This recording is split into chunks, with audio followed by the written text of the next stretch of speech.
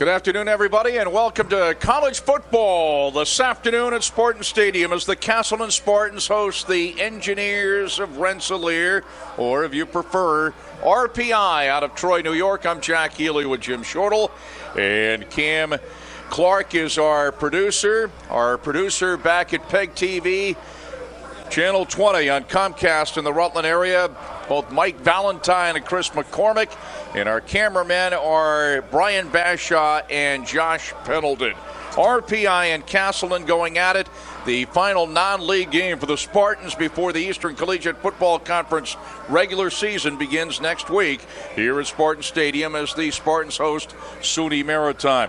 Castleton returning to Spartan Stadium for the second time this year. The Spartans hosting RPI. Today's game marks the second meeting between the two teams following RPI's 51-21 victory over Castleton at RPI back in 2011. In that game, the Engineers used a potent ground attack to grind out 385 yards on 59 attempts and 573 yards of total offense. And after playing to a 7-all draw in the first quarter, Castleton was outscored 28-7 in the second quarter, 10-7 in the third, before again matching RPI with 7 points in the final quarter.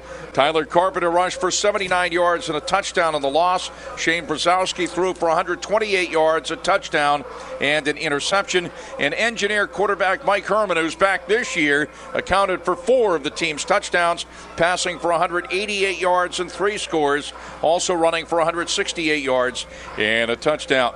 RPI under Coach Bob Boder at 1-0 on the year, coming into today's game after opening the season last week with a 24-6 victory over Alfred. The Engineers were picked to finish 4th in the Liberty League preseason poll behind Hobart, Springfield, and Union. RPI used a balanced offense and an opportunistic defense to earn the victory over the Saxons on Saturday, holding them to 233 yards of total offense and just 1 touchdown. For the Engineers offensively, Mike Herman led the attack through the air and on the ground. The senior was efficient, 17 for 26, 213 yards and a pair of touchdowns, and also rushing 20 times for 80 yards. The team rushed for 118 yards overall, and Andrew Armardo was second on the team with 32 yards and the team's lone rushing touchdown. Herman's favorite target on the afternoon was Reggie Colas, who caught 6 passes for 90 yards and a score. On the defensive side, the defensive unit for the Engineers made their presence felt against Alfred, picking off 3 passes, registering 4 sacks in the game, and only allowing 122 yards on 13 for 28 passing. Now for Castleton, after opening up with a victory over Plymouth State here 2 weeks ago, losing at Endicott last week, 66-14. The Spartan offense turned the ball over 6 times and could only muster 241 yards of total offense. The Gulls took advantage of the turnovers by jumping out to a 45-14 halftime lead and finished the game with 527 yards of total offense. Endicott rushed for 323 yards, 4 touchdowns. Drew Fournette went 12 for 20, 204 yards, and 4 more touchdowns. Shane Brzezowski threw for 191 yards for the Spartans. He was picked off 5 times, and he also had a pair of touchdown passes. Brandon Boyle led the receiving corps, 5 catches, 58 yards, and a touchdown. On offense, Castleton boasts the nation's 27th best passing attack at 304 yards per game, is averaging 335 yards of offense per game. Brzezowski has thrown for 591 yards in 2 games this season, tossing 6 touchdowns. He has 5 interceptions. He has spread the ball out with 5 players registering at least 5 catches. Sophomore Kevin Alberg leads the team with 11 catches, 184 yards and 3 touchdowns.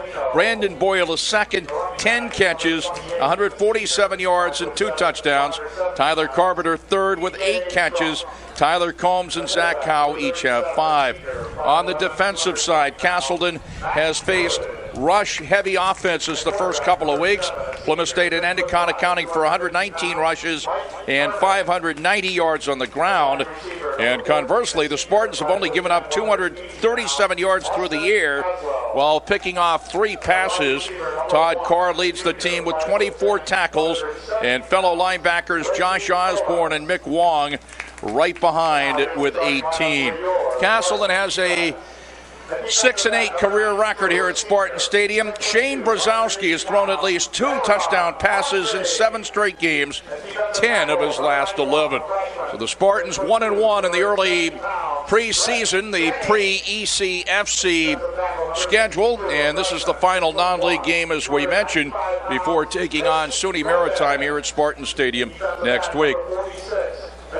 We'll get the opening comments from Jim Shortle here in just a couple of minutes. Let's run by the starting lineups. First of all, for RPI, the Engineers defensively. Along the defensive line, number 41, Jacob Myers, a 6'5", 205-pound junior. Number 98, Cody Henricks, a 6', 250-pound senior. The nose guard is Ted Abrial, a 6'1", 270-pound junior. Number 95 is Wade Hanson, 6'5", 240-pound sophomore. The linebacking core, number 53, Zach Borelli, 6', 210-pound junior. Number 32, Matthew Day, a 5'10", 230-pound senior. Number 42, Jay Kavanaugh, 6'3", 210-pound junior. At the corners, number 16, Dustin Schuld, a 6', 180-pound senior. Number 4, Sev Cornelius, a 5'10", 155-pound sophomore. The free safety is number 39, Nick Borkowski, 6', 170-pound sophomore. And the strong safety is number 35, Ben Ewald, a 5'10", 200-pound senior. For RPI offensively, at the tackles, number 70, Joe Lux, a 6'4", 275-pound junior. And Mike Burke, number 79, a 6'3", 270-pound junior. At the guards, number 57, Travis Malave, a 5'11", 280-pound senior. And number 62, Joe Grabler, a 6'2", 270-pound senior. At center is number 78, Scott Englinger, a 6'1", 285-pound junior. At tight end, number 44, Joe Cozzolino, 6'2", 240-pound junior. Running back, number 28, TJ Strunk, 5'7", 170-pound senior. At fullback, number 37, Matt Wood, a 5'11", 220-pound senior. At quarterback, number 7, we've already talked about him, Mike Herman, a 6'5", 215-pound senior. At wide receiver, number 14, Austin Caswell, a 5'10", 180-pound senior. And also at wide receiver, number 1, Reggie Colas, a 5'10", 170-pound junior. For the Castleton Spartans defensively, along the defensive line, Cameron Laundrie, number 92, a 6'2", 180-pound senior from Heartland, Vermont. Number 91 is freshman Brett Denning, a 6'2", 270-pounder from Clarksburg, Massachusetts. Also along the defensive line, number 62, Mitch Boughton, a 6'1", 295-pound freshman from Cooperstown, New York. And number 46, Ethan McCura, 6'4", 245-pound junior from Granville, New York. The linebacking core, number 53, Todd Carr, a 5'11", 220-pound sophomore from Ticonderoga, New York. Number 29, Josh Osborne, a 6', 215-pound junior from Island Heights, New Jersey. And Mick Wong, number 1, a 5'7", 195-pound junior from Hartford, Vermont. At the corners, number 6, Brandon Bergeron, 5'9", 170-pound senior from Hartford, Vermont. And number 11, Peter Mancini, 6'2", 190-pound freshman from North Springfield, Rhode Island. The strong safety is number 37, Mike Perrone, a 6', 210-pound freshman from Lake George, New York. And a free safety, number 27, Cody Tancredi, 6'2", 215-pound senior from Heartland, Vermont. For the Spartans offensively, at the guards, number 60, Anthony Campanelli, a 6'1", 275-pound freshman from Summers, New York. And also at guard, number 77, Ron Daigle, a 6', 300-pound senior from Granville, New York. At the tackles, number 75, Steve Latka, 6'4", 290-pound freshman from Hartford, Vermont. And also at a tackle is Jordan O'Grady, a 6'2", 258-pound freshman from Milton, Vermont. That he's at a tackle. Also at guard is number 77, Ron Daigle, a 6', 300-pound senior from Granville, New York. The center is Andrew Bredding, a 6', 260-pound freshman, number 71 from Johnston, Rhode Island. The tight end is number 80, Denny Wilhelm, a 6'5", 260-pound freshman from Glens Falls, New York. Running back number 39, Tyler Carpenter, 5'11", 218-pound senior from Fort Edward, New York. The fullback is number 45, Sean Roth, a 5'8", 195-pound freshman from Allentown, Pennsylvania. The quarterback, number 7, Shane Brzezowski, 6', 185-pound senior from Rensselaer, New York. Wide receiver, number 49, Tyler Combs, 6'3", 185-pound sophomore from Colchester, Vermont. Number 10, Brandon Boyle, 5'9", 172-pound from Springfield, Vermont. And Kevin Alberg, who is number 15, a 5'10", 180-pound sophomore from Ridgefield Park, New Jersey. So again, for the Spartans, Andrew Bredding is the center. Ron Daigle and Anthony Campanelli are the guards. And the tackles are Jordan O'Grady and Ron Daigle. I wanted to, again, because they did put in a change here right before we came on the air offensively for the Spartans along that interior line. Castleton and RPI. We're going to take a break. Then we're going to come back and take a look back at a couple of highlights from the victory for Castleton 2 weeks ago over Plymouth State. We'll be right back from Spartan Stadium. Why did I choose Castleton? Castleton is big enough, so there's a lot to do. It's small enough so I can really get involved. Sports. Theater and music. Radio and TV. Internships and community service. There's a real sense of community. And lots of opportunity. And Castleton is in Vermont. That means hiking, biking, skiing, and riding. Visit castleton.edu to learn more about Castleton. Good afternoon, everybody, and welcome to Spartan Stadium for the 2012 season opener in college football as the Castleton Spartans host the Plymouth University Panthers. 11 yards on a first down. Brzezowski again to throw down the middle. Alberg there. Catch 20 to the 10-5. Touchdown. Kevin Alberg on the catch for the touchdown, and the Spartans take a 6-0 lead. And what a, I was watching the snap back to Brzezowski, and the blocking up front for Castleton was just outstanding. He could have been back there for probably another 3 or 4 seconds before he had to let the football go. And 6 points for Castleton. What a great start. Hurricane team. Should say actually picked up just back to the line of scrimmage. Still 3rd and 8. Rigoli to throw, and it is intercepted. Brandon Bergeron on the interception. Shane Brzezowski out of the shotgun. Fires down the middle. Alberg on the catch, 30 to the 20, and goodbye, touchdown.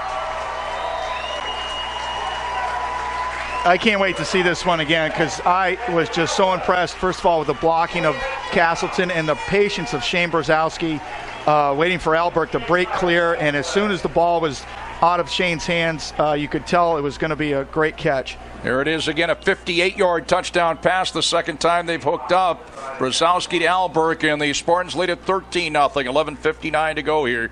Just to go in the half. That is Tyler, the quarterback, straight ahead and off to the races, and finally dragged down a Folia in Castleton territory. For Plymouth State at the Castleton 4-yard line. This time taking off the left side, and he's in for the touchdown. It's Andrew Folia for the touchdown, and Plymouth State is on the board. Called Catawba College in Salisbury, North Carolina, outside of Charlotte. There's Carpenter on the catch far side to the 45, to the 40, cuts it inside at the 35, to the 30. Carpenter still to the 15, to the 13-yard line. Tyler Carpenter. Second goal for the Spartans at the Plymouth State 14-yard line. Brzezowski Looking, fires, caught down at the 2-yard line. On the tackle, Carpenter churning for yardage, and he fumbles the football at the goal line. Hold on. The Spartans think he got in. They did. Call it correctly. Touchdown. The football just has to cross the very front part of that goal line, and it's a done deal. I think what happened was he did cross the goal line. The ball might have got punched out, and that's probably what happened. Here we see it again right here. Yeah. And, Oh, yeah. Mill River to watch Windsor play here at local high school football. 1st and 10, Brzezowski and company. Fires, catch, Wilhelm down at the 12-yard line. Great hands by the tight end. It's running downhill. He's tough to bring down. Pass toward the corner. Albert there. He makes the catch. Again. 100% all the time, and that's the difference between this right here and what could be an incompletion. You'll see Albert come into your picture right there. This. Great catch. Absolutely. Look at that. Beautiful. Great catch toward the corner of the end zone. Brigoldi's back in a quarterback for one throw, and he throws deep, and it is intercepted down at the 22-yard line. The 2nd and 10. That was Carpenter on the call before. Brzezowski airs it out, wants Boyle. He's got it to the 20, to the 15, 10, 5. Touchdown, Castleton. Brzezowski to Brandon Boyle from Springfield, Vermont. Pass. Shane Brzezowski to Brandon Boyle. We're going to take another look at it. What a perfectly thrown pass. Look at this, Jim.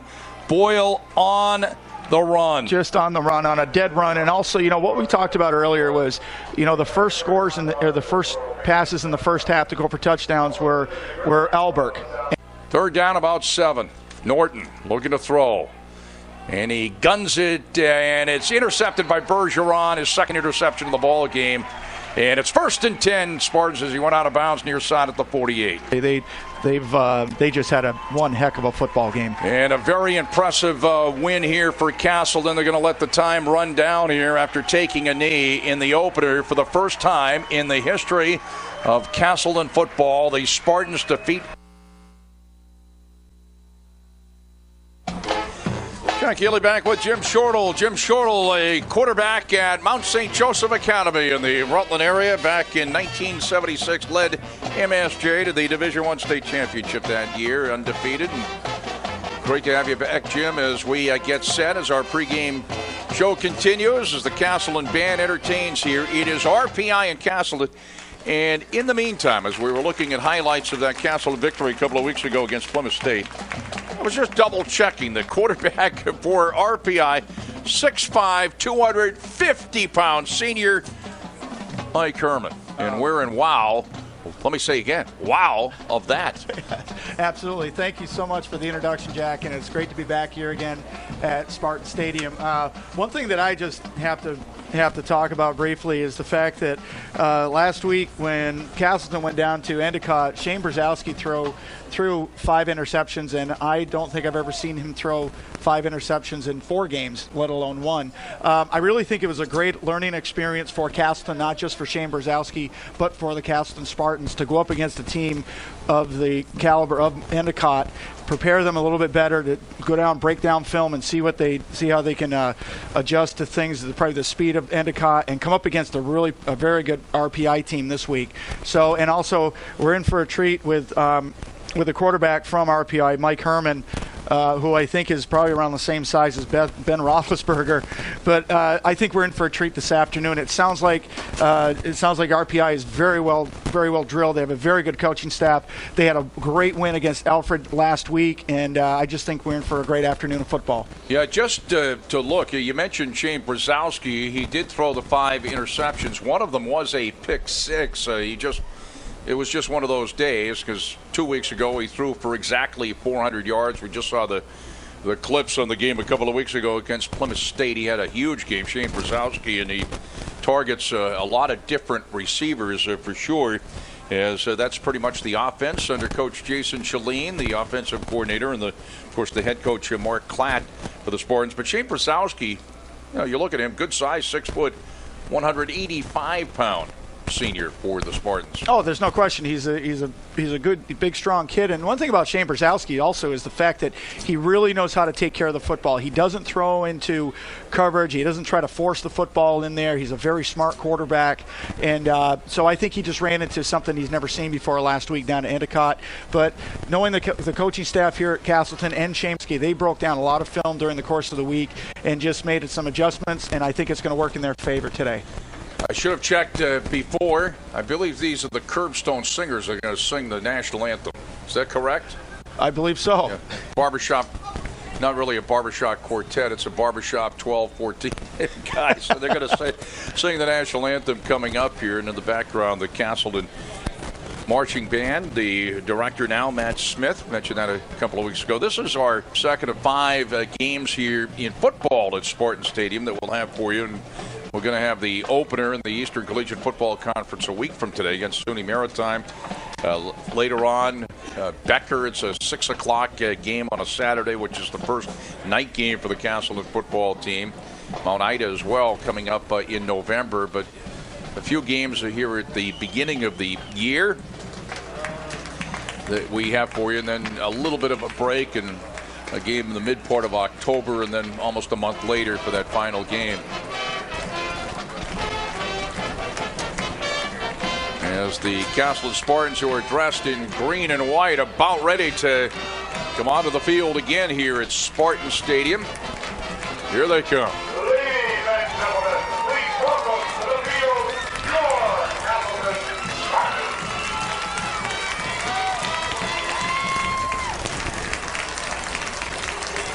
Captains Tyler Carpenter and also Cody Tancredi. Carpenter's the offensive captain, Tancredi the defensive captain for the Spartans. And post-game show today, Jim, you'll be down on the field with Mark Klatt, win or lose for the Spartans, right after what has become a tradition starting this year, the singing of the alma mater.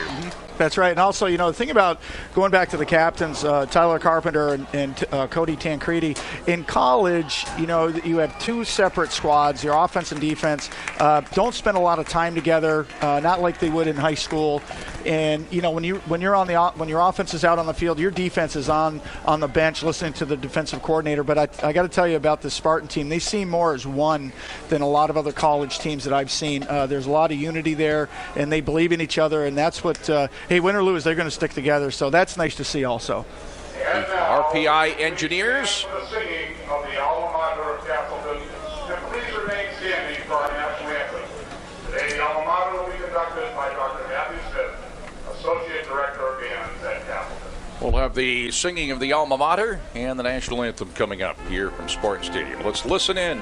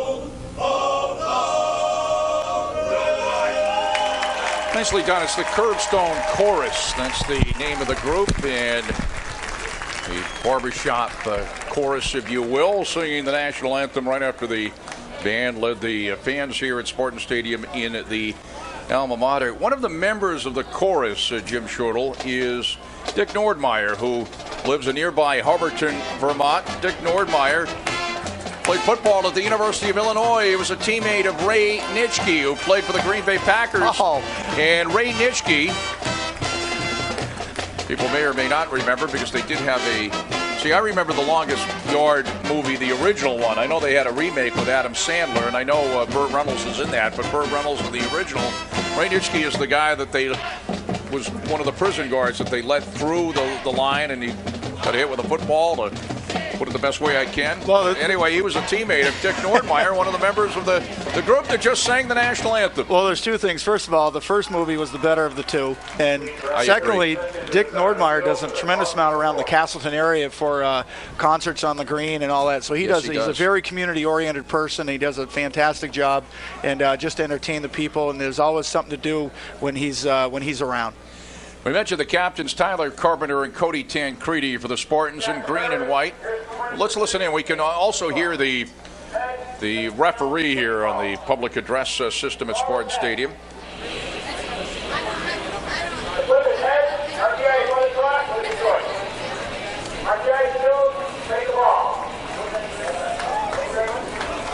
RPI did win the toss, as you could hear, and will be defending the goal to your right as we look out, and Castleton kicking off, defending the goal to your left. We mentioned this before, the camera angle for folks watching at home, opposite from our camera angle. We're located right there in the press box, as you can see, across from our camera angle and the stands here, and a good crowd on a pretty good day.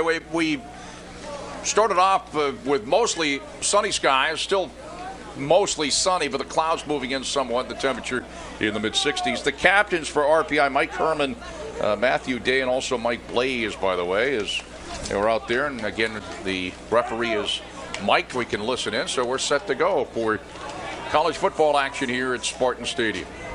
And it's really great because we happen to see the height and the girth, I guess, of Mike Herman. He is definitely a force to be reckoned with. He's a very good quarterback, and according to the statistics we just read, and I did a little reading up on him this week, he's a very smart quarterback, and so it should be very entertaining this afternoon. I just think there's just two very well drilled football teams on the field right now, and let's get it going right now. Back deep, Austin Caswell and also Reggie Colas for the Engineers. Dave Fox, the kicker, and on a beautiful day for football at Spartan Stadium, we are underway. The kick comes up a little bit short. Picked up after mishandling the kickoff on a hop and being able to return it across the 30 out to about the 32-yard line. Matt Wood on the return. It came up a little bit short. Zach Howell and the special teams from Bellows Falls, number 84, on the stop. So the RPI Engineers in the white jerseys, black pants, white helmets, and the red numerals. Set to go 1st and 10. Yeah, and the thing about the Castleton defense is a couple weeks ago when we were here, Jack, they just were all over the football. They just great read and react, and we'll see what happens here. That's Mike Herman, 6'5", 250 pounds, one setback, and he goes to that setback straight ahead and tracking his way out to about the 40-yard line is TJ Strunk. Strunk, number 28. Matt Wood, number 37, is lined up in the backfield at times as well. Mike Herman, number 7. Ethan McCura from nearby Granville, New York, on the stop as that picked up about 7 out to the RPI 39-yard line, 2nd and 3 for the Engineers. Just underway, Castleton and RPI, the final non-league game for the Spartans before the league schedule starts next week against SUNY Maritime. And there's a completion in Castleton territory down at the 46-yard line on the catch. Joe Casalino, 6'2", 240-pound junior. 1st and 10 Engineers. And, I'll tell you, Mike Herman did the mechanics he just performed were just absolutely great. You watch right here on the replay, the gun he has just rolling out. He has a super strong arm. and he made a great move to avoid one would-be tackler. His mechanics are very sound. 14-yard pickup and an RPI first down in Castleton territory, 1st and 10 at the Spartan 46-yard line. Mike Herman, 6'5", 250-pound senior, trips left, and this time he takes it straight ahead, and the big guy booms his way inside the 40 to about the 38-yard line. Todd Carr leading the way. He had some help, number 53, but on the keeper, Mike Herman taking it straight ahead, and certainly can turn into a fullback-like runner in a hurry as he picked up good yardage, and they mark it down at the 39-yard line. Picked up 7. It'll be 2nd and 3. Well, I'll tell you one thing about that play was the way that Mike Herman exposed the football straight out for his tailback. And you know, if you're a defender right there, you have to respect that. You have to actually react to it. So he did a nice job. He was very deliberate, which he should be. And he's out of the game right now. He might have gotten shaken up a little bit. Brendan McGlynn, number 11, is in a quarterback. Trips left at 2nd and 3 for RPI. We're just underway, scoreless. 13:08 to go in the first quarter. McGlynn on the keeper on the option, and manages to pick up about 9 down to the Castleton 30-yard line. Mick Wong, the 2008 Vermont Gatorade High School Football Player of the Year out of Hartford on the tackle. 1st and 10 RPI. Yeah, I think Herman might have had an equipment adjustment. It might have been his helmet that something happened inside. He's back in. He's ready to go. No score with 12:50 to go in the first quarter. A couple of wideouts to the left, including wide to the left, Reggie Colas. Trips left and a wideout to the right as well for the Engineers. Herman to throw. Fires, and it is complete, or did he catch it or not? Colas was the intended receiver. It's incomplete. Did not catch it. Osborne was there defensively.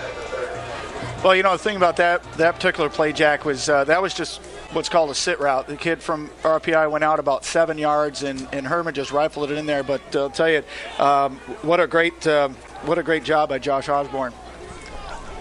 2nd and 10. It was Colas who was the intended receiver. Off the left side, TJ Strunk. TJ Strunk, 5'7", 170-pound senior, down to about the 24-yard line. Tripped up there. And we have a player down for RPI on the near sideline. That picked up about 6. It'll be 3rd down and 4. That is number 1. That's Reggie Colas. Was one of Herman's favorite receivers. And he's limping off near side. Take another look at the play here. Colas there. There you can see the shoulder go right into the turf.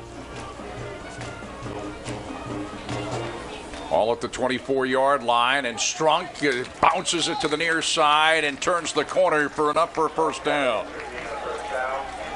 Peter Mancini, a freshman over there to make the stop for Castleton. So RPI here on the first drive picked up a couple of first downs. Another one right there, pickup of about 5, 1st and 10 for the Engineers at the Castleton 19-yard line. Nice play by Peter Mancini. Just what he did was he ran to a spot where the runner was going to be. He didn't try chasing him, and that's why he got his head out in front of the runner. Nice tackle by Peter Mancini. Wide to the left, number 82 there is Nick Weber. Herman throws it over the middle, and it is complete down at the 15-yard line, as making the catch Steve Burpo. And Cameron Laundrie there on the stop. They're going to mark it at the 14. Picked up about 5. It's 2nd and 5 for the Engineers. Well, I think right now that Mike Herman is just kind of picking his receivers. I mean, very well. He just took he doesn't want to put the ball in the air too long right now. They're down inside of the 25 or inside the 20, so he's just going to be pretty conservative about it right now. Purple wide to the right. Also, Austin Caswell is a slot right. Strunk is the lone setback and a man in motion. Mike Herman out of the shotgun. 2nd and 5 for the Engineers of the Castleton 14-yard line.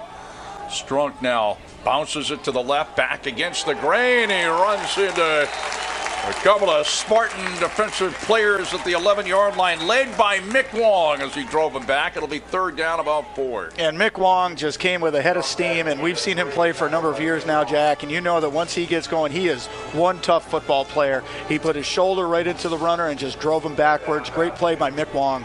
Actually, make it third down and about 2. Did pick up a couple on the play. They're going to mark it at the 11-yard line. It's been forward progress, but he put a lick on him. Herman was Strunk in the backfield. Third down coming up for the Engineers. Strunk now to the far side, and he's dragged down at about the 8-yard line. Looks like Bergeron was over there to drag him down, and Perone was over there as well. Had to get to just inside the 10-yard line for a first down, and they're going to call for a measurement. They're going to mark it at the 9-yard line. Here it is again. Yeah, it was Perone, not Bergeron was in the general area, but Perone, certainly number 37 there to drop him for the Spartans. Good defensive play. Yeah, it was very, very well run as far as the defense, and you know this should be very close right here. I don't know, I can't tell from our vantage point, but I tell you, the Spartans are, you know, they're coming up pretty hot right now for defense, and that's the way we saw them a couple of weeks ago. And you know, it's just an entirely different team this week with RPI. And so I think they're adjusting very well. It is a first down, as you can see. First and goal for the RPI Engineers. First drive of the ball game, scoreless with 10:01 to go in the first quarter. First and goal for RPI at the Castleton 9-yard line. You know, there is a similarity between RPI's offense and also Plymouth State's that we saw a couple weeks ago. A lot of option. A lot of option, but mostly out of the shotgun here as we see Strunk to the right, turns the corner to the 5, down to about the 2-yard line. Picks up 7, will be second and goal. Strong carry down to about the 2-yard line. Jay Morgan on the tackle.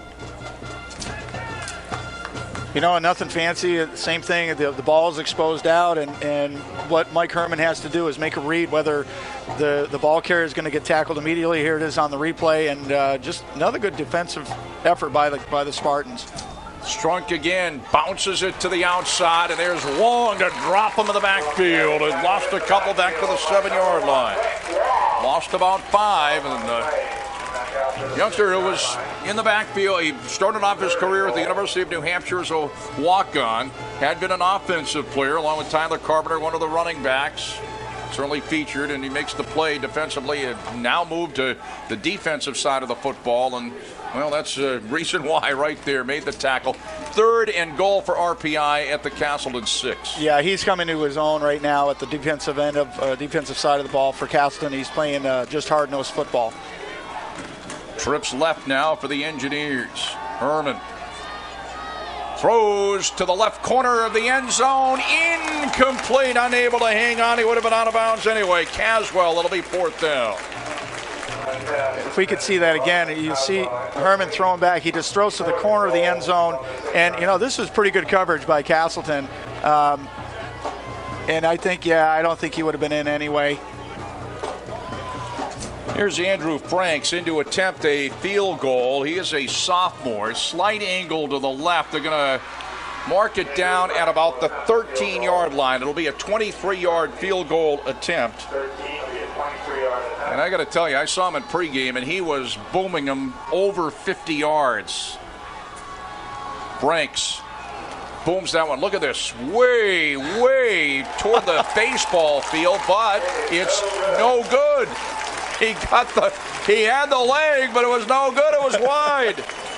He almost put it on the infield of the baseball field across the way, but you know what? It doesn't count. There it is again. Look at this. I was more intent as to how far he was kicking it as to where it went. Absolutely. I was the same way. I was looking about where it went, but it was wide. And so the Spartans take over at the 20-yard line, and RPI, a pretty impressive drive, does not score. And, you know, another thing, too, a defensive stand like that is great for the offense right now. It gets them pumped up, and here's Shane Brzezowski to do his thing like he has been for the past 3 years. Well, the Spartans go on the offense. Shane Brzezowski in that high-powered offense certainly held in check last week as Carpenter's wrapped up, lost a couple back to the 18-yard line. Jack Healey, Jim Shortle, Cam Clark, our producer from Spartan. 8:15 to go, first quarter. It's scoreless. Jake Cavanaugh there in the stop for RPI as the Spartans quickly line it up. In that loss, 66-14 a week ago against Endicott, Spartans actually led that game 14-7. Rare time underneath center Brzezowski, and smashing his way is Carpenter, the offensive captain, to the 26-yard line.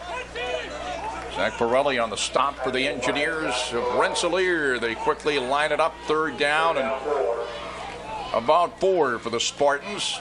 Carpenter again. Carpenter out to about the 29-yard line, and that's third down play, and that's going to be shy of first down yardage. Obviously had to get it out to the 20-yard line.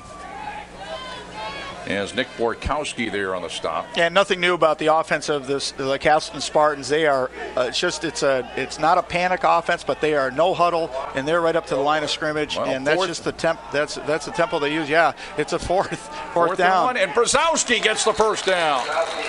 Out across the 30 to the 31-yard line. Little bit of a different wrinkle for Jason Shalane, the offensive coordinator. This is a team, and obviously that's only one series, but they pick up the first down instead of being on the shotgun. They're underneath center. There's the first down play. Brzezowski, and now back in the shotgun as Alberg is in as a wide receiver, one of the prolific wide receivers for the Spartans. 1st and 10. Spartans at their own 31-yard line.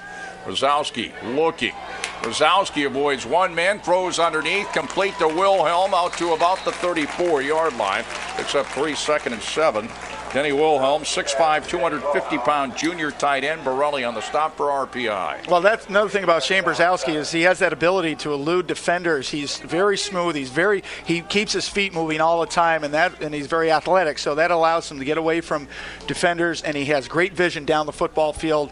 And that's about, he just fired a bullet, and there we go again. Michael Totsko, number 28, is in as a wide receiver for the Spartans. 2nd down. Brzezowski manages to grab it. Throws incomplete. Boyle was the closest Spartan to the football. It'll be 3rd down for the Spartans. Scoreless, 6:06 to go in the first quarter. There is a penalty marker down. We'll wait and see what the call is here. We can hear the referee. Well, we can't hear the referee, but nobody likes a mime. I believe that's ineligible receiver downfield. Yes, it is. Yeah. Well, here we go. He's going to put the mic on now. Offense, number 8, ineligible receiver, downfield, penalty is declined, 3rd down. That's Higgins, who's in number 8, ineligible receiver downfield. 37 from the 34. The penalty was declined. It'll be 3rd down and close to 7 for the Spartans at the 34-yard line. Kyle Higgins is number 8. And he was ineligible. Brzezowski. And great catch over the middle, and Brandon Boyle is down at the 50-yard line. A 16-yard pass play from Brzezowski to Boyle. Spartans have their 2nd first down. And we'll probably see that again, but that was just great up front blocking again by the big green, the Castleton Spartans. Shane Brzezowski looked his receiver off and just fired a bullet right down the center of the field. And here we go, 1st down and 10 for Castleton. Brzezowski out of the shotgun, so the Spartans a different wrinkle on the first series, but back to what we have come to know here, the inside handoff back to the line of scrimmage, and that is it for Michael Totsko, freshman. Borelli on the tackle. I tell you, Jack, so far we've seen a nice mix of plays from Castleton. The quarterback sneak by Brzezowski. He's thrown outside. He's thrown inside. Giving the ball to Tyler Carpenter up the middle and off tackle. They have a lot of weapons, and they know how to use them. 2nd and 9. They give him a yard. Here's Carpenter off the right side down to the RPI 42-yard line. Picks up about 7, shy of first down yardage. As Spartans have it in RPI territory for the first time. Borelli on the tackle. It's 3rd and 2 for Castleton. Scoreless, under 5 minutes to go in the first quarter. RPI went right up the field, missed a field goal attempt from after we had given all the accolades to the field goal kicker. Here's the little swing pass, complete to Carpenter. Very close to first down yardage, down at the 41-yard line. It all depends where they spot the football right now because it is just about there. Yes, and I think they gave it to him. Yep. They did get a pretty good spot there. I think so. Borelli on the tackle. Here it is again. Carpenter. They gave him the spot to the 40. Yeah, that's just it was a good spot. It was because actually the front end of it, the elbow went down before the knee did. So that was a good call. Ken Harrelson likes to say on that field goal attempt, in the baseball terms, right size, wrong shape. And the throw, far side, complete to Boyle, and he's driven out of bounds at the RPI 34-yard line. Nothing fancy by the Castleton Spartans, just a quick out, which you get somebody like Brandon Boyle and you get the talent of Shane Brzezowski, and that's a dangerous combination. Cornelius on the tackle, picked up close to 7, 2nd and 3 for the Spartans. Should be a penalty marker down here, RPI. Yeah, they have a free play. Offside free play. Albrecht is incomplete. Just overthrew Albrecht in the back end of the end zone. Well, this should be offside RPI, and it should give Castleton another first down. And you know the thing too is that you have a free play. You know you have a free play right there. Why not take a shot at the end zone? It was a great throw. It was just a little bit overthrown. And why take a chance on throwing the interception if if he doesn't catch it, nobody's going to catch it. And the other part is that you still have another play. First down for the Spartans at the RPI 28-yard line. It's scoreless here at Spartan Stadium. 3:53 to go in the first quarter. Higgins and Albrecht wide to the right. Boyle wide to the left for the Spartans. Brzezowski with a couple of setbacks. And Brzezowski throws it complete underneath to the 20 down at the 19-yard line. To Elias LeCount. LeCount on the catch. And Kavanaugh on the tackle.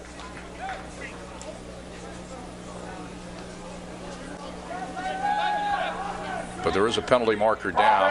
Number 60, holding, 10-yard penalty, first down. And they're going to negate that, a holding call against the Spartans.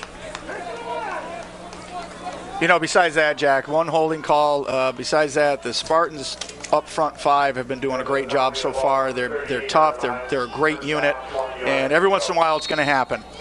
First and 20 for the Spartans at the Engineer 38. That's Wilhelm now on the right side, the tight end. Brzezowski moves to the right, shoots it near side, and he throws incomplete. He had Tyler Combs along the near sideline, and be second down and 20 for Castleton.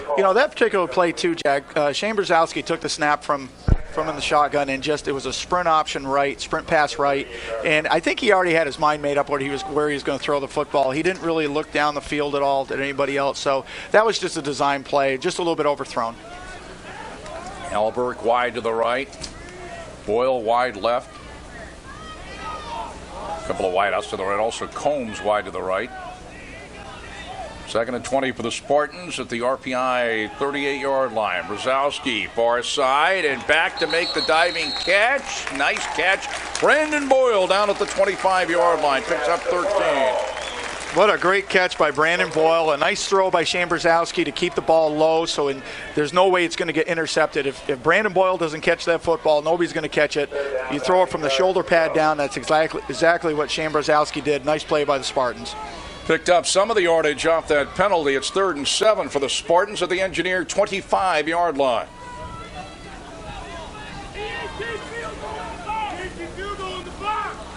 Brzezowski lobs it toward Boyle. He runs underneath. Touchdown. Oh, my, what a pretty play. Brzezowski to Boyle, and the Spartans lead at 6-0. A 25-yard touchdown pass. Brzezowski to Boyle with 2:53 to go in the first quarter. And here it is again. And Shane Brzezowski recognized the blitz automatically. Instantly, I should say. And he knew that all he had to do was throw it down the football field and let Brandon Blunt underneath it. That's exactly what they did. It was well executed. 6-0 Castleton. Here's Dave Boxon to attempt the extra point. And this one is the right shape and size. It's good. It's 7-0 Spartans. I hope we can just see that one more time and watch the defense, watch the blitz come in. I mean, you have 1, 2, 3, 4 guys coming in, and Shane Brzezowski was just as cool and collected right there and knew exactly where Brandon Boyle was going to be, and that's what makes these guys so much fun to watch. So RPI got the opening kickoff, picked up a couple of first downs, very impressive, eventually missed a field goal attempt. And then the Spartans picked it up at their own 20-yard line and went 80 yards. Well, the field goal attempt that went about a mile. And I'm going, wow, it's in the baseball field. But it was great. It's in the baseball, but it wasn't good. It wasn't any good. Oh, yeah. No, but there you can see right now there's two totally different styles of offense right now. You have RPI with the option, and they're very good, very well drilled, and Castleton with the no huddle coming up to the line of scrimmage and using all the weapons that they do have. Here's the kickoff after the Spartan touchdown, and it's grabbed at the 15-yard line and returned out across the 30 to about the 35-yard line on the return. Looks like T.J. Strunk, Mancini on the tackle, Peter Mancini. Well, that was a nice tackle by Peter Mancini, obviously, but the whole Castleton kickoff team, they kept their lanes, and nobody really broke down. It was nicely done, and there wasn't a long return. They have the ball at their own 35-yard line, which is fine, but I thought the special teams did a nice job. So 1st and 10 for RPI at its own 35. Castleton has a 7-0 lead, 2:46 to go in the first quarter. Strunk straight ahead out to about the 38-yard line. And stopped by Cameron Laundrie out of Hartford, Vermont.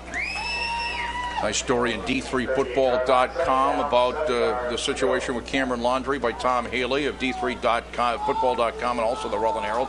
Cameron, just a week or two before the season, lost his dad. Certainly a tragic story, and how the team bonded behind him and how he got all kinds of help from his teammates. And Cameron Laundrie making the tackle there for the Spartans as that pass goes incomplete down the near sideline. And Jack, when things like that happen, we know it's a part of life, and it's a terrible part of life, but it really is outstanding when it goes beyond football. It goes to the point where let's take care of the person. Never mind the football player. Take care of the person, and that's exactly what happened. And it's a great story to something that wasn't very good in Cameron Laundrie's life. 3rd and 7 for RPI. The intended receiver was Steve Burpo, and Burpo comes wide to the left. Okay, remember he was shaken up in the last series. Colas is a slot on the right. Herman, 3rd down and 7 for RPI. Looking. And he tosses it off complete. 45 and out to about the 47-yard line as Burpo, as Herman had all kinds of time. Wong eventually made the tackle, and that is a 1st down. That picked up about 13, an RPI 1st down. Here it is again. And here's Mike Herman standing in the pocket, just looking very patient, waiting for the crosser. And it was just he waited for him to clear the zone, so he didn't throw into coverage right there. Nice throw by Mike Herman.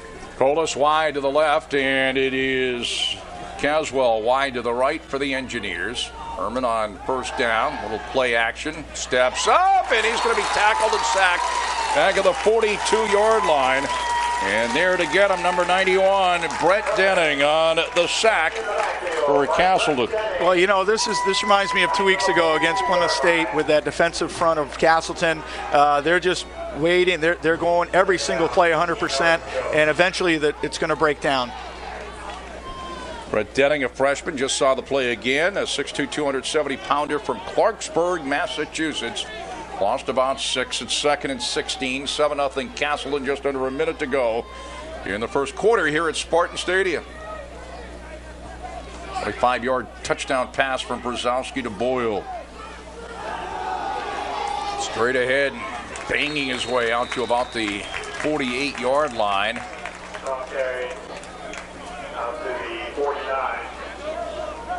Like a different ball carrier that time. That was Andrew Armato. Nick Wong on the tackle. Armato, number 18, on the carry. That picked up the loss yardage after the sack. It's 3rd and 10. Picked up about 6. And we might see RPI starting to throw the ball a little bit more. They certainly have the weapon behind in Mike Herman. Herman lets it fly. He's got a man there. Caught at the 10 to the 5. Touchdown. Nick Weber. A 52-yard touchdown pass, and RPI is on the board. And we'll see it again. Here you go. You watch Mike Herman drifting back, and you watch the patience right now. What he's doing is waiting for his receiver to clear the coverage right down the center of the football field, and just a great throw and great concentration, and 6 points for RPI. So Herman gets RPI on the board. That's the final play of the first quarter as Franks in to attempt the extra point, and that one is good and good with plenty of leg. That ties it at 7, and that's the score at the end of a quarter as well on the kickoff coming up. Here again is Herman, the 52-yard touchdown pass to Nick Weber. Great blocking up front by RPI, and Nick Weber just ran a route. It was almost like a post, but just a little bit different. He went into another zone across the field. Usually you don't cross over the center line of the football field, but they saw something in Castleton secondary that they thought they could take advantage of, and that's exactly what they did. So the kickoff coming up here, that's the score at the end of a quarter. We're tied at 7, and this time Castleton going right to left and RPI left to right in the second quarter, so they're switching sides. And now, Castleton has had some time to be on the sideline while the defense is on the field, and I think that they're just going to keep doing what they've been doing. They're going to adjust, minor adjustments here and there, but overall, I think they're just going to continue to use everybody that they've been using, whether it be Will Him, whether it be Brandon Boyle, Tyler Carpenter, Shane Brzezowski can run it himself. So they have a lot of resources. There was a slight breeze going left to right earlier, but it doesn't appear to be any breeze at all now. No, I look down in the other end in the end zone. Breeze. Here's Franks. I was going to say, I think he's going to kick it into the end zone, and he does. And I was going to predict that before. It's a live ball. That's Dotsko finally did down it in the end zone. That is a live ball. And I think the official blew his whistle, and that ball was in play. Officially now a 51-yard touchdown pass from Herman to Weber. Franks the extra point. 65 yards in 6 plays. It was 2 minutes and 46 seconds for the RPI score.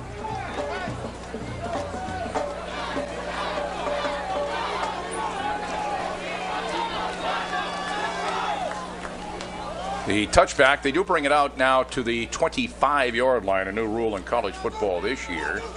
There's Carpenter picking his way for maybe a half yard. It'll be second down, a little less than 10 for the Spartans.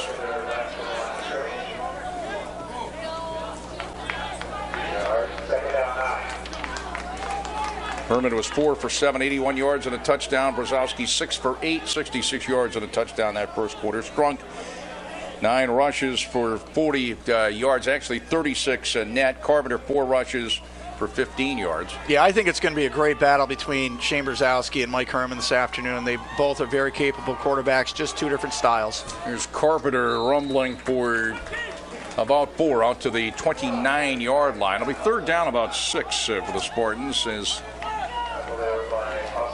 Austin Nels on the tackle. Early going second quarter, tied at 7, coming down to the 14-minute mark left in the first half. And the thing about, we haven't seen much of Kevin Albert so far, Jack, but we know better. He has been just absolutely outstanding so far this season for the Castleton Spartans, and he should be getting his number called fairly soon. Brzezowski throws, and it's incomplete as he wanted Boyle up around the 35-yard line. Spartans will have to put the football away. I'm not sure if Nels got a piece of that or it went off the fingertips of Brandon Boyle. It would have been a first down, but the Spartans have to kick it away. And I think Brandon Boyle wanted a little bit of pass interference, as you see here on the replay, but I think it was just really good defense on the part of Nels. I don't think there was anything there. Chris John is the punter, and he gets it away, and it goes to the 44-yard line. Caswell is cut down at the 48-yard line. Austin Caswell on the return for RPI. And Andrew Brome, a freshman, on the tackle on the special team. So RPI, the 51-yard touchdown pass from Herman to Weber to tie the game after the extra point. Well, with the football now. Well, you think the thing about Andrew Brown, Jack, is that he made one heck of a tackle right there, because if he wasn't there, RPI could have easily gone down the near sideline for a much bigger gain. Not necessarily a touchdown, but a much bigger gain. Great play by Brown. This is Armato taking it off the right side and bounces his way near side for close to 8 yards. Let's see where they mark it. Actually gets it out and down to the Castleton 45-yard line. It picked up about 7. It'll be 2nd down and 3. And again, the Castleton defense read and react, and they do it very well. They're very well coached, and they just, the bottom line is for Castleton's defense is they just have a nose for the football, and you can fool them a couple of times, but they learn very quickly. Colas is wide to the right. Herman play action. Steps up, shoots it toward Caswell, and goes incomplete, overthrown down around the 20. And actually, RPI got away with an offensive hold right there. It's they're in their pass protection. You grab the guy outside the shoulder pads. Usually, it's grabbed right away, and I think the ball was already in the air. But that's something that's kind of stood out to me. They're down about 3 for RPI at the Castleton 45-yard line, tied at 7, 12:51 to go in the first half. Jack Healey, Jim Shortle from Castleton Sporting Stadium. We'll be back here again a week from today. City Maritime as the Eastern Collegiate Football Conference regular season schedule gets underway. Otto now bounces it to the near side, and he got hit and then bounced ahead for what appears to be a first down. Bergeron made the tackle. There is a penalty marker down. And it apparently will be against RPI. That will negate a first down carry. Actually, they're going to say apparently he was down at the 44 anyway. So his knee must have touched. The penalty is a big one. It's a hold. Yes. And so again, it might have been a play. Yeah, a good call for Jim Shortle. I'll give credit to you on that one. I got to say that they probably caught what they missed the last time. I think you're right. And, it's just that Ethan McCura was trying to get his shirt back up over his shoulder pad, so obviously he got ripped down. 3rd down and 12 back at the RPI 46. The throw, and a great throw by Herman to Cozzolino. Back at Castleton territory, down at the 26-yard line on first down. Great throw by Herman as Perone made the tackle. And here it is again. He just drifts back there, and he trusts his linemen. He has a really great up front line, and he can just look downfield, see where he has. He lets his receivers clear the coverage before he releases the football. On a 28-yard pickup on an RPI first down. Big throw by Herman. 1st and 10, RPI, the Spartan 26. And after the fake, straight ahead, Herman, far side, to the 10, to the 5, touchdown. Great call, great run by Herman, a 26-yard touchdown run, and RPI takes the 13-7 lead. And we'll see it again on the replay where Mike Herman just made a great fake and he knew exactly what was going on right at this moment, right here. He knew that he just had to take it and just make a couple of moves. And, he's 6'5", 250 pounds, and, he's a load. Once he gets ahead of steam like anybody else that size, and he's very athletic, he's going to be tough to bring down. Here's Andrew Franks in to attempt the extra point. 11:54 to go in the half. It is good. It's 14-7, so RPI has come back to score 2 unanswered touchdowns after Castleton had taken a 7-0 lead. But there is a penalty marker down. Hold on. Hold the phone.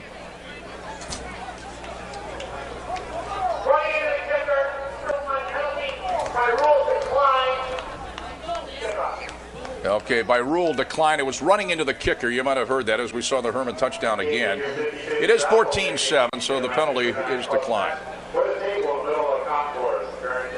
There's part of the crowd here at a sun-drenched Spartan Stadium. A little cooler than it was 2 weeks ago. Temperature in the mid-60s. Perfect day for football.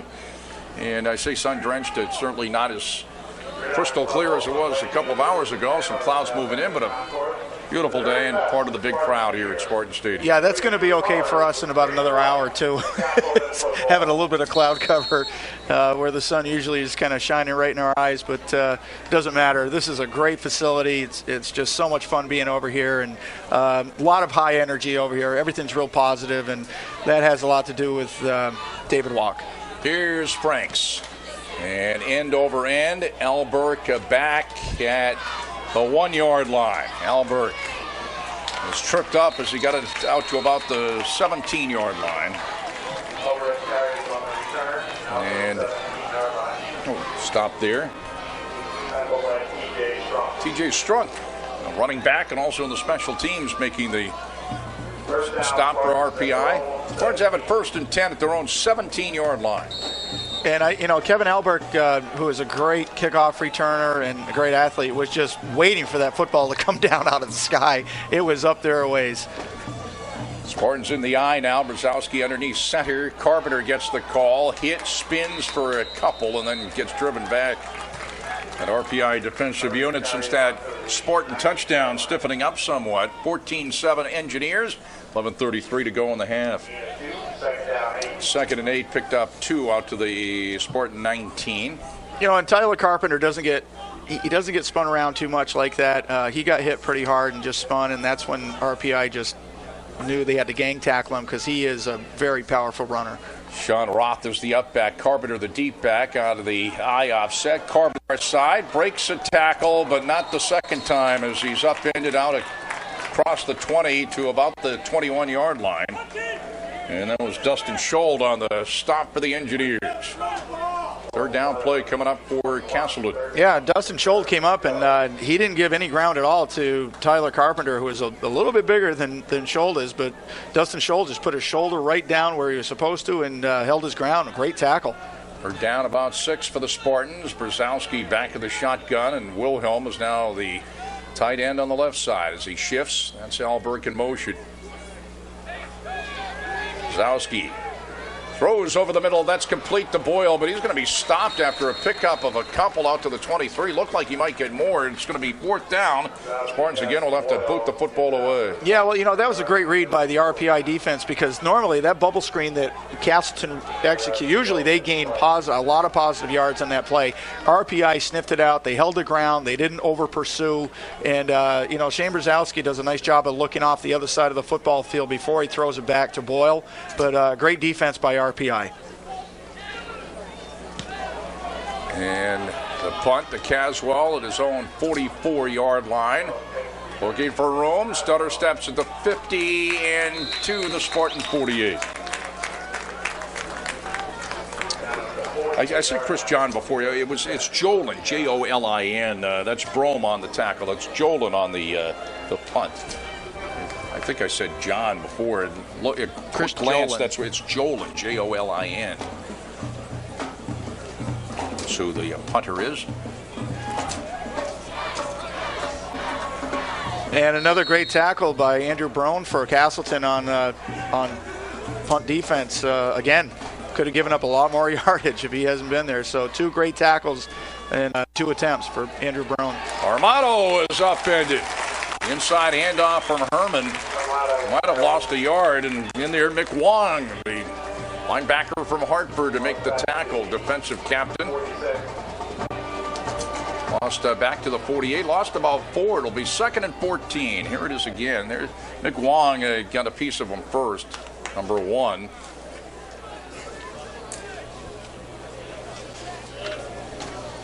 Mick Wong, a very hard-nosed football player, very, very intelligent. Just playing that backer position is not easy. It looks sometimes, because the guys are so good at it, it looks easy. Armato bounces it to the near side, back against the grain and pushing people with him inside the 45 to the 44-yard line. Castleton territory. And Armato down to the 44-yard line. Picked up about 7. It'll be 3rd and 6 as the Engineers have it at the 44. Well, the thing about Armato is that he hasn't had a chance to really lower his shoulder down and really get a head of steam going. But right there, he just showed his power, and he just dragged like 3 or 4 Spartans with him. Just tough running by Armato. 3rd down play for Herman and company. Play action. Pumps once, moves to the left, looking, shoots it long, and it is caught for the touchdown. Weber on the catch. Yes, he's got it for the touchdown. Nice play by RPI. It was the exact route, again, that they threw in the first quarter down at the other end. That it was a long touchdown play and well executed. The up front by RPI, you'll see it right here in the replay. He waits for him to clear, for his receiver to clear the coverage, and just throws a strike down the football field. Great play by RPI.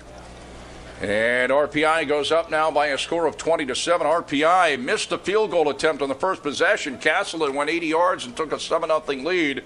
But now 2 touchdown passes for Herman to Weber. And Herman also with a keeper for a touchdown. And there's Frankson to attempt the extra point to look to put RPI up 21-7. And he's got it. It's 21-7 with 8:14 to go in the half. That one, 44-yard touchdown pass from Herman to Weber. Right on the money. Watch it. Look at the one pump, and then he moves to the left, and what a strong arms. 6'5", 250. Look at this. What a throw. It was beautiful. And, the thing is, you got to give a lot of credit to his up front line. Those guys are just holding their ground, too. Castleton's up front for their defense is very, very good. They're very quick. And but RPI's pass offense, they are just well drilled. And they have a huge weapon in Mike Herman back there to throw the ball. And you throw to somebody like Nick Weber, who just runs a very disciplined route. Like I said, it was the same route he ran back in the first quarter, and it was the same result.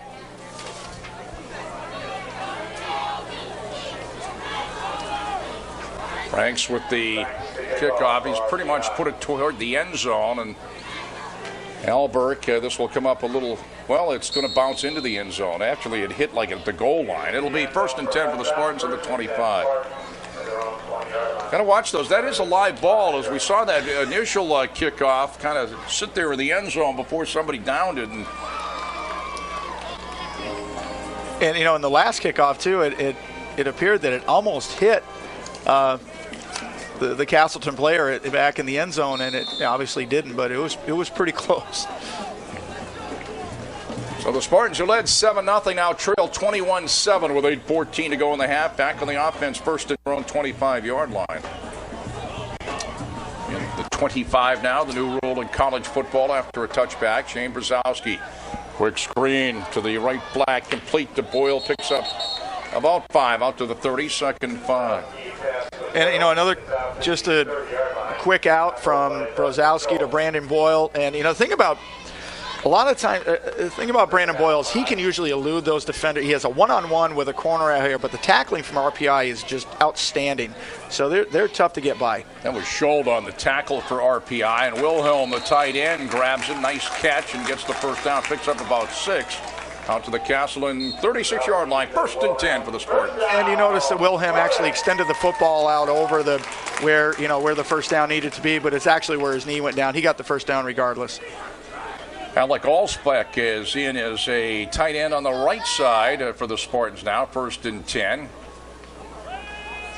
Not much there for Tyler Carpenter as he took it straight ahead for a couple of tough yards to about the 38. Jacob Myers on the stop for the Engineers, who lead at 21-7. A couple of touchdown passes from Herman to Weber. And also a touchdown run of 26 yards for Herman. Brzezowski has a touchdown pass to Brandon Boyle from 25 yards out. 2nd and 8 for the Spartans. Brzezowski out of some trouble, throws, and it is complete to Alberg. A nice catch down at the RPI 38. On a 24-yard pickup, TJ Strunk. And again, Castleton with the hurry-up offense, but I just knew it was a matter of time before Shane Brzezowski found Kevin Albert, and there you go right there. Great pickup. You sure it was Strunk? Because he's been an offensive player on the tackle. It doesn't matter. The Spartans do pick up a first down. Get another look at it here. But 1st and 10. Spartans have it at the RPI 38. Off the right side, Carpenter knocked down. Virtually at the line of scrimmage. And Day on the tackle. You know, and Tyler Carpenter is such a tough runner. Just puts his head down and puts his pad level down, and he's going to definitely. He's not one of those runners that takes the punishment. He'll give you some too. 2nd and 10. Brzezowski throws it off into the left flat, complete to Carpenter near side. Carpenter inside the 30, close to first down yardage, down about the 28-yard line. Over on the tackle for RPI. Just a little bit shy of a first down. It was Nick Borkowski, who might have been in on that tackle before when you thought it might have been small. Yeah, that's who it was. It was Borkowski. 3rd down and about a yard. Spartans have it at the RPI 29-yard line. 21-7 RPI, 5:38 to go here in the first half at Spartan Stadium. Quick throw, complete to Albert. Nice inside move, 25-20. An inside move again to the 15 to the 12-yard line. 17-yard pickup and a first down. And a nice throw by Shane Brzezowski to Kevin Albert, but he just made it happen after he caught the football. He made a couple of nice moves and gained another 9 yards. 1st and 10 at the 12. Brzezowski to the end zone, and he throws it incomplete. There is a penalty marker down. Wilhelm was triple coverage there. Yeah. Actually, if he threw that maybe closer to Wilhelm, it had a chance to be intercepted. But yeah, I really think if Shane had his way as far as a replay or do-over, he wouldn't throw it like that again. I think if anything, he would have thrown it closer to the goal line than back to the back of the end zone, because there was 2 defenders on the back side of.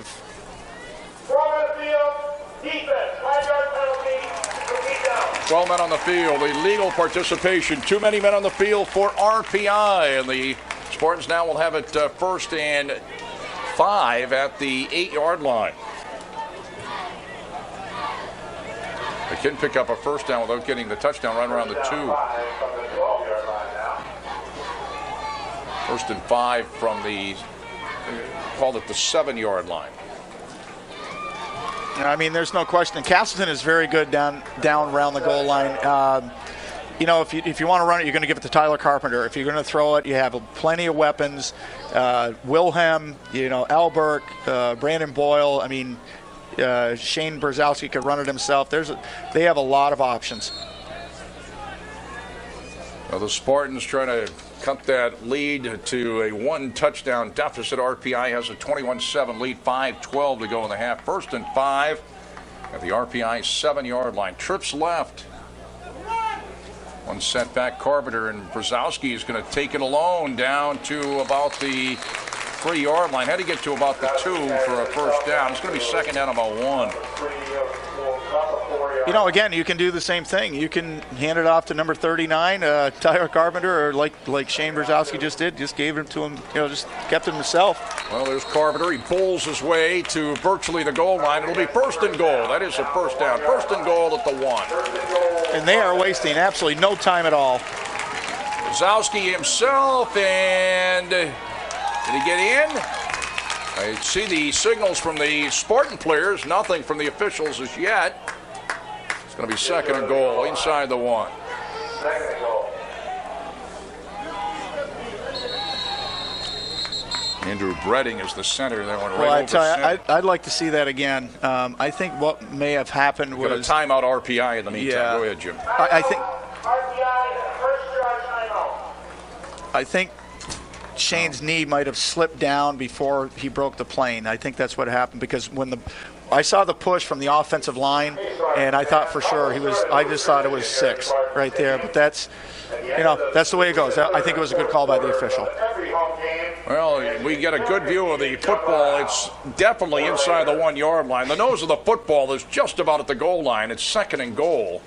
And there's another look at the play.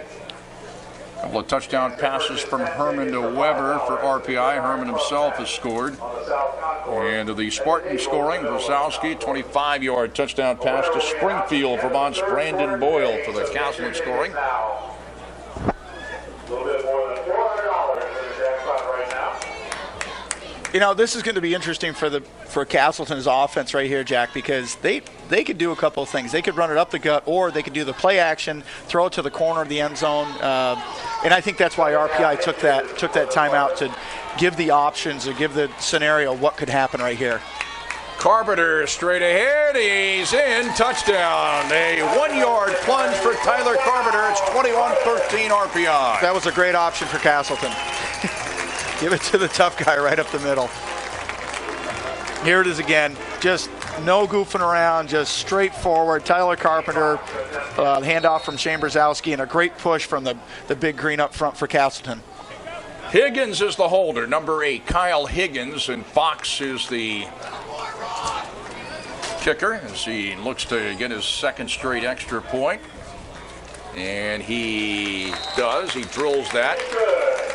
21-14, Rensselaer, RPI, if you will. The Engineers lead it as we have the kickoff coming up here. There's Carpenter taking it in out of Fort Edward, New York. The captain, the offensive captain, bowls in for the score. Sure, and you know, the way we're going right now, Jack, we got 21-14. There's still 4 minutes and 15 seconds left in the second quarter. This isn't something that we haven't seen in, this year, last year. There seems to be a lot of scoring. That comes down to you get two quarterbacks that have a lot of weapons and they know how to use them. Both teams are very disciplined. They're very well coached, and that's what they want to do. They don't want to go east and west. They want to go north and south. And this is what happens. You're in for a great afternoon of entertainment. RPI has the 21-14 lead with 4:15 to go in the half. Spox will go with a kickoff here against the slight wind. This is going to be a great chance for the defense to get the ball back for Shane Brzezowski and the offense of the Spartans right here. But it's going to start right here with the special teams. We'll see what happens. Strunk and Caswell back deep. Strunk will make the catch at the 17-yard line. It brings it to the near side, has a little bit of room, and he is upended out close to the 35-yard line. A host of Spartans there to drop him. And Andrew Brome there on the special team as a freshman. A lot of freshmen on this Castleton club that see a lot of action. RPI has it. Rensselaer, the Engineers, on 35. I asked one of the coaches, do you prefer Rensselaer or RPI? And I always have referred to him as RPI. He said either way, RPI is fine. A lot easier as well to say that, RPI. Here's Herman on first down, looking over the middle. It is complete to Colas. Colas, great move, and first down and more. Penalty markers down out across the 45 to about the 47. Picked up 12, but we'll see here. It could be a holding call. Yeah, I think you're right. Or it's a block from the back. Block in the back. That's the initial indication. Yeah, usually it's coming from the back side of the play. Here we go. We can see it right here. We may not see the block in the back, but, nice move by Colas. Yeah, we did see it. Oh, right at the very end. Yeah, great call by the official. Yes. Thank you, Cam. Yeah. From the point of infraction, they will move it back to the 34-yard line. Well, I'll tell you what, Jack, you want to get a coach's blood to boil. That's what you want to do is block in the back, especially, and it always happens the same way. The ball carrier is in front of the play or in front of the blocker. So the block doesn't mean anything. Even if it was a legitimate block, the runner is in front of the play. Here now, Herman out to Colas, far side, and he's cut down by Brandon Bergeron at the 40-yard line. That was such a great play by Brandon Bergeron, too, because he was blocked legitimately. I mean, he went down to his knees, and there's no quit. He got back up and made the play. And, it's just it's great to watch these guys just not give up on themselves and not give up on the play. Good job by Brandon Bergeron. Picked up 6. It's 2nd and 5 for RPI at the RPI 40-yard line. It's RPI 21, Castleton 14, with 3:18 to go here in the first half. At Spartan Stadium, Burpo and Colas, and actually, I believe that's Caswell as well. Trips right was one wide out to the left for Herman. Like Herman and company for RPI. Throws it out complete to Caswell, and actually Caswell throws wide open there. Burpo, and he's down at the 5-yard line. That was a swing pass, and thought initially just a completed pass, but there's the option. And Caswell finds Burpo, and it's first and goal RPI. What a play that was. Here it is again. And, you know, the thing about this play is that you talk about patience. It looks like these guys run this thing, 15, 20 times a game, because you certainly can't do that because people are going to find you out. But what execution on the part of RPI. That well was a run. great play. It really was. That was fun to watch. And great hustle by Cody Tancredi at the very end to save the touchdown. Great throw by Caswell. It was a 55-yard completion. Strunk, untouched into the end zone for the touchdown. TJ Strunk, and RPI goes back up by a score of 27-14. We'll have that 2-touchdown lead again. Yeah, and we'll see. Long. Yeah, we'll see it again by a great read by Strunk as far as what he was looking for was which lane do I have, and right here his eyes are downfield and he just sees the hole and takes his hips and shifts them back towards the goal line, and his hips and his shoulders, and put on the jets a little bit, and touchdown for RPI. Frank's in to attempt the extra point.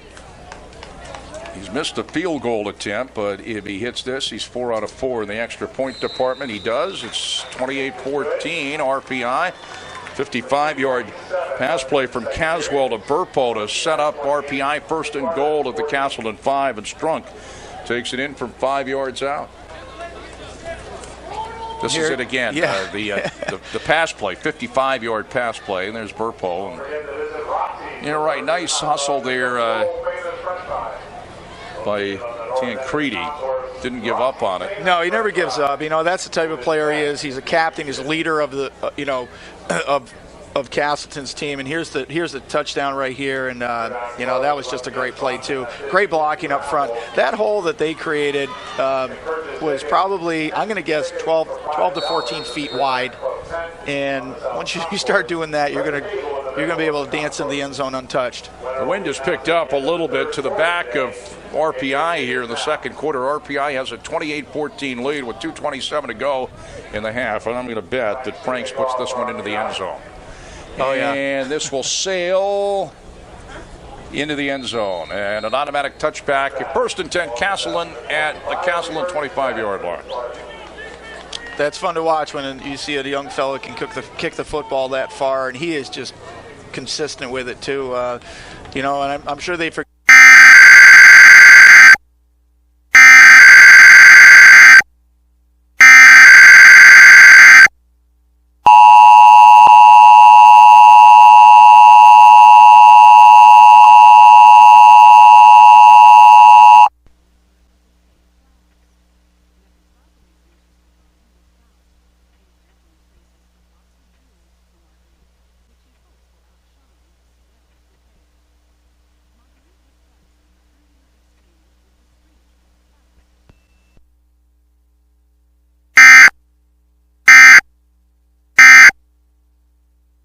RPI, number 16.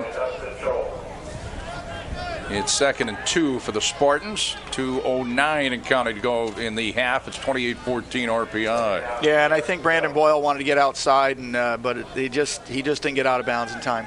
Zowski down the middle, incomplete, and there's the penalty marker. That's going to be pass interference. That was intended for the tight end Wilhelm. Yeah, I'd like to see that again too, because I really think that Shane kind of feathered the football in there, but you can see the hold right there. Yeah, just a bit. It is a 15-yard penalty in college ball and a first down, an automatic first down. First and 10. He's making contact with the receiver and his head isn't turned back towards the line of scrimmage. Great call by the official.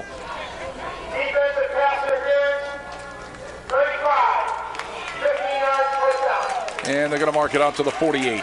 First and 10 for Castleton. The Spartans have it at their own 48-yard line. Clock stops with 1:56 to go in the half. Castleton has all its timeouts remaining. 28-14 RPI. Castleton will get the opening kickoff in the second half. Zowski shoots it underneath. Wilhelm makes the catch. Tackled immediately. After a pickup down to the 47-yard line, pickup of about 5. Borelli on the tackle. It's 2nd and 5 for the Spartans. I think what Castleton is doing right now, Jack, is they're trying to use the center of the field so they kind of close down on the center and then go to the outsides. That's where you have your real speed, and with Alberk and Brandon Boyle. Misfires with Carpenter. It's going to be 3rd and 5. He stumbled a bit before he threw it, but threw it at the feet of Tyler Carpenter. As LeCount comes into the backfield, 3rd and 5, and the Spartans have it at the RPI 47-yard line.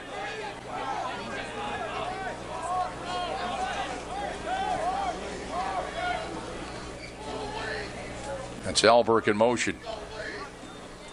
Wazowski swings it off. LeCount. And a nice open field tackle down at the 44. Nice job there, number 39 on the tackle. That's Nick Borkowski, a sophomore, and be 4th down. Yeah, I mean, we said it since the beginning of the game. RPI's tackling is just outstanding. They just understand how to they get their head out in front, they hit, they wrap, and there it is again. They just do not let go, and that's, I think, one of the biggest mistakes a lot of tacklers make is they make nice contact and their hands drop. 4th and 3, and the Spartans certainly go for it. 4th and 3 at the RPI 44, and let's see if there's going to be a flag there. It was intended for Alberk. It goes incomplete, and a no flag. And I'm not calling that myself. I'm just saying that Spartans thought there should have been a call. I'm not saying that. I think I have my own job to do. I don't officiate games. A lot of announcers do, but not me. Well, the thing too is if you saw that again, I don't think that what was happening was the defender has the right to the field too. He was just backpedaling with his head back towards the line of scrimmage, and the receiver was just running into him. So, I mean, RPI, 1st and 10. It's on 44 after taking over on down. Strunk to the far side and bounced out of bounds with 46 seconds to go in the half. At the Spartan 42, it picked up about 12 and a 1st down. Perone on the tackle. I have my opinions on calls, but I'm not in the habit of calling them, before they happen. Hey, there's a clipping call, Jim. Yeah, sure. I think I'll call clipping on this one. That's right. Well, the defender is just standing there kind of with his hands hands off the receiver, and they want pass interference. I don't know what he was really doing wrong. 1st and 10, RPI at the Spartan 42. RPI with a 28-14 lead. Strunk to the near side. Turns the corner on the stutter step. 35 and knocked down there. 36 seconds to go in the half. Carr on the tackle out of Ticonderoga, New York. It picked up about 7 at 2nd and 3 for RPI at the Spartan 35. Yeah, and they're going to give the ball up in the second half to Castleton, so I think they really don't want to throw. They want to strike again right here. They don't want to go into the locker room without a score. Herman now, play action. Throws down the right sideline, and that is pass interference on Bergeron. That was intended for Caswell. Unless it is going to be on Brandon Bergeron. Pass interference, a 15-yard penalty, and an automatic 1st down for RPI. We'll get a much better look at it right here, Jack. Here on the near sideline, you're going to see there was probably some contact right about here. And, there's the flag almost immediately. Right. 1st and 10 for RPI. Clock stops with 7 seconds to go in the half. RPI has at least 2 timeouts remaining unofficially here. They're going to mark it at the Spartan 20. RPI calls for a timeout here. Timeout, RPI. Second charge timeout. Second timeout. I believe they have one more. Yeah, they have one more. And, it's really interesting how you get down by the goal line and your hands all of a sudden come out. And he did have his head back towards the line of scrimmage, but you just can't make that contact. It's, and I know Brandon Bergeron would probably like to have that one back, but it happens once in a while. It's in the heat of the moment. 28-14, RPI has the lead here with 7 seconds to go in the half. Unofficially, I have RPI for one more timeout here. And they have it 1st and 10 at the Castleton 20-yard line. Just took a timeout here.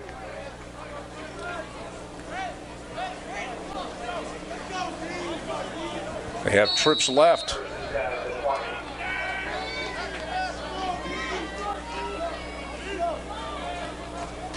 Polis is the far wide receiver on the left.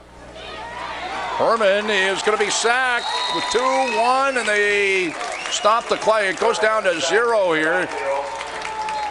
Did they call a timeout or not? The sack to Cameron Laundrie. Big play there defensively. And it's 2nd and 12. Lost a couple back to the 22-yard line. They did appear. You know, they really did.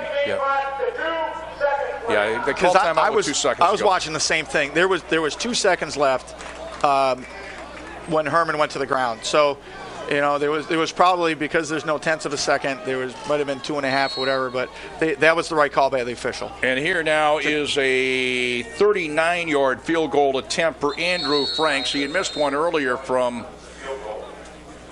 trying to recall the first one he missed from, what was it, 33 or 23 yards? I think it was 23. Yeah, 23. And timeout Castleton. And virtually it's straight on for Andrew Franks. You know, it's straight on for Andrew Franks, and there's not much of a breeze really right there. You look down at the flags. He does have the breeze to his back, but to his back, not much. There's not much, but you know, he doesn't need a lot of help. he can boot it a mile. On the south end of the concourse, go to East Street Catering for an assortment of subs and sandwiches. The holder is Jesse Maynard, number 12 for Andrew Franks, number 3. And they are going to mark it at the 29. It's a 39-yard field goal attempt, virtually straight on, just a slight angle to the left. I thought it was a great timeout by Mark Klatt.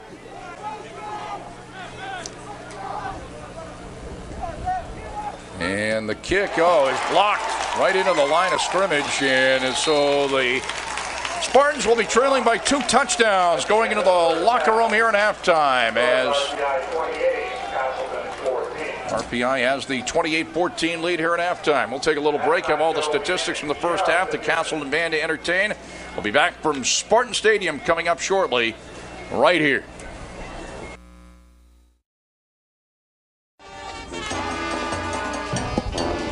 Why don't we just listen into the band here in just a couple of minutes. We'll check the first half stats. Matt Smith, the band director, now in his first year at Castleton. Of course, from our camera angle, since the band points toward the press box, our camera angle across from the press box here at Spartan Stadium. At halftime, RPI has a 28-14 lead over Castleton. We'll check the stats here in just a couple of minutes, but let's listen in to the Castleton band.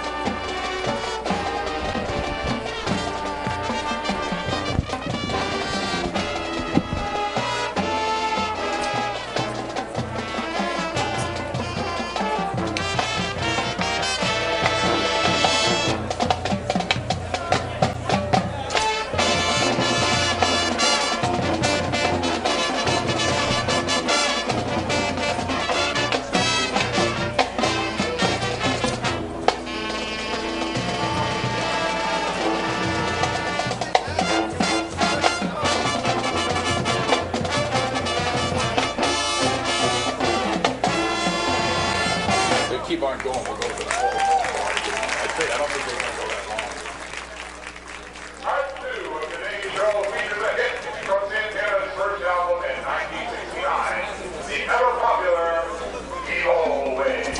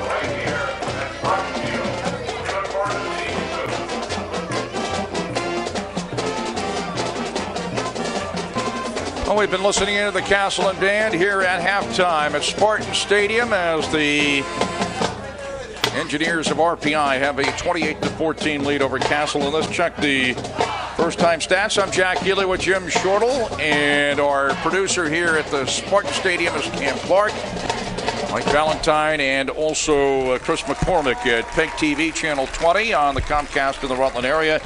And Brian Bashaw and Josh Pendleton are our cameramen here at Spartan Stadium as well. Just want to remind everybody, tomorrow we will have field hockey action as Castleton will be hosting Plymouth State, and that game will be on PEGTV Channel 20 on the Comcast system in Rutland starting at 1:45. And we also have women's soccer action on Tuesday the 18th at 6:45, also on PEGTV. Let's check the first half stats. The Spartans got on the board first after a missed field goal by the Engineers. Brandon Boyle on the receiving end of a 25-yard touchdown pass from Shane Brzezowski. That put the Spartans up 6-0. Dave Fox, the extra point. Spartans went 80 yards in 14 plays. It took 5 minutes and 36 seconds. The final play of the first quarter, RPI got on the board, a 51-yard touchdown pass from Mike Herman to Nick Weber. That made it 7-6 Castleton. Andrew Franks, the extra point. That tied it at 7 apiece as RPI went 65 yards in 6 plays. It took 2 minutes and 46 seconds. And again, that was the final play of the first quarter. That was the score after one. In the second quarter, 11:54 to go in the half. It would be RPI taking the lead. Mike Herman, the quarterback, a 26-yard touchdown run. That would put RPI up 13-7. Franks, the extra point, to make it 14-7 RPI as the Engineers went 52 yards in 4 plays. It took 1 minute and 44 seconds. With 8:14 to go in the half, RPI would take a 20-7 lead on a 44-yard touchdown pass from Mike Herman to Nick Weber. The second time those two would hook up. And Franks the extra point. 3 plays, 48 yards for the Engineers. It took 1 minute and 33 seconds, and RPI took a 21-7 lead. Spartans came back with 4:15 to go in the half. Tyler Carpenter, a 1-yard touchdown run to cut the lead to 21-13. Fox the extra point to make it 21-14 RPI. As we take a look at a lot of the action from the first half here, the Spartans went 75 yards in 11 plays. It took 3 minutes and 59 seconds. Then with 2:27 to go in the half, RPI got on the board again. TJ Strunk, a 5-yard touchdown run, as that made it 27-14 RPI. Franks the extra point to make it 28-14. The Engineers went 65 yards in 3 plays. It took 1 minute and 40 seconds. RPI had an field goal attempt blocked, so they've missed 2 field goal attempts. So one was wide and the other was blocked, the final play of the first half. But Castleton will get the second half kickoff here at Spartan Stadium. In the passing department, it's Mike Herman, 7 of 11, 160 yards and a pair of touchdowns. Caswell is 1 out of 1, 55 yards. That right before that Strunk touchdown, it was Caswell on the option throwing the completion to Strunk. Or Strunk eventually got the touchdown. The completion was to, I'm trying to remember now, Jim, on that 55-yard pass play. It was Burpo, I believe. Burpo caught 3 for 67 yards, including a 55-yarder. That one on the option. And so Caswell 1 out of 1, 55 yards. That set up that touchdown by Strunk, the 5-yard touchdown run. Shane Brzezowski, 15 of 20, 145 yards and a touchdown. The 25-yard touchdown pass to Boyle. TJ Strunk has rushed 12 times, 65 yards. Carpenter 12 times, 29 yards. RPI has 12 first downs, Castleton 10. And there have been no turnovers, no interceptions, no fumble recoveries. On the defensive side, Nick Borkowski has 6 tackles, Borelli 6 for the Engineers. Wong's got 5, Perrone has 4, Carr has 4 for the Spartans. A few are unassisted, a few are assisted tackles, if we get into that specifically. But Brandon Boyle, 7 catches, 74 yards and a touchdown. Denny Wilhelm, 3 catches, 14 yards. Kevin Alberg, who has been pretty much held in check today. He had a huge day 2 weeks ago. You might remember the game that we had for you here, the video, and he has 2 catches, 41 yards. Carpenter 2 catches for 13 yards. Yeah, and also I think the fact that in this game, Kevin Elberg has not had a lot going on in the first half, just number of catches 2, where Brandon Boyle has 7 catches for 74 yards. It was just the opposite, not necessarily exactly as far as yardage catching, but Kevin Elberg in the first half of the game against Plymouth State had, 6 or 7, and Brandon Boyle, I think, had 1.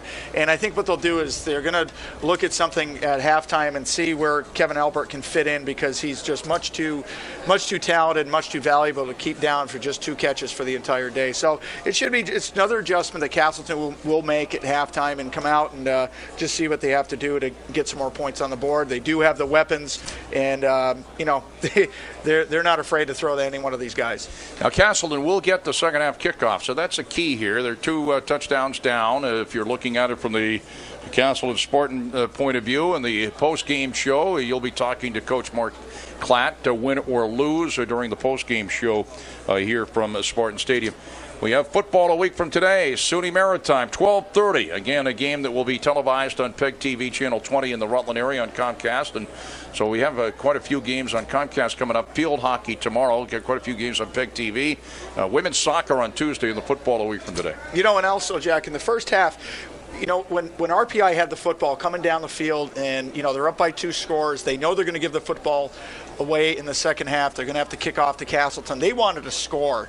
So you look at it as far as from a defensive standpoint, where not only didn't they score a touchdown, but they didn't score a field. They didn't kick a field goal. They attempted it, but it wasn't any good. It was just a line drive, and I still would hate to be the guy who was on the business end of that field goal, because that was nothing but a line drive. So you look at it as a plus for Castleton, not giving up a touchdown when RPI was on a roll coming down. They were marching right down the field. Some great execution, very deliberate with their plays and eating up the clock. They got down to about 7 seconds left, and they had the play, and it just blew up. The defense of Castleton just blew up the play. They settled for a field goal attempt and didn't make it. So Castleton has to feel good about that.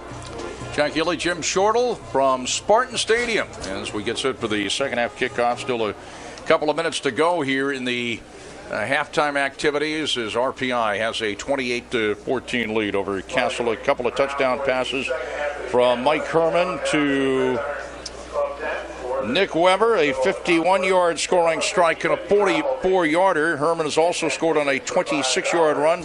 TJ Strunk has scored on a 5-yard touchdown run, has scored on the 5-yard run. Spartan scores. Brandon Boyle catching a 25-yard touchdown pass from Shane Brzezowski, and Tyler Carpenter scoring from a yard out. This is the final non-league game for Castleton before the Eastern Collegiate Football Conference schedule starts a week from today. It's SUNY Maritime. Then they have Castleton does have a bye week. Every team in the league does have 1 week off, and so they'll have 2 weeks to prepare for Norwich. The game is at Norwich this year, and for a couple of years being played in the middle part of the year. And so I understand starting next year with the game here at Spartan Stadium, Norwich and Castleton will play the final game of the regular season, which I think is the way it should be, certainly for a potential rival. And it is a rivalry now in a variety of sports, including football, and that's when that rivalry game should be played, unless it's I'm trying to think. Michigan and Ohio State certainly is the final game of the year, but Michigan State is in the middle somewhere. And right, yeah. So some rivalry games are I guess, during the course of the season, somewhere in the middle, but in Castleton and Norwich should be playing the final game of the season, and starting in 2013 it will be. But they do have a couple of weeks between SUNY Maritime and Norwich, and arguably the 2 toughest teams in the Eastern Collegiate Football Conference. Well, obviously, I agree with you 100%. Also, by going down to Endicott last weekend, and I know it wasn't the score was lopsided. It was 66-14. So obviously they ran into a very tough Endicott team coming home for this weekend against a very, very good RPI team. I think that's wonderful going into next week against SUNY Maritime to start the league play.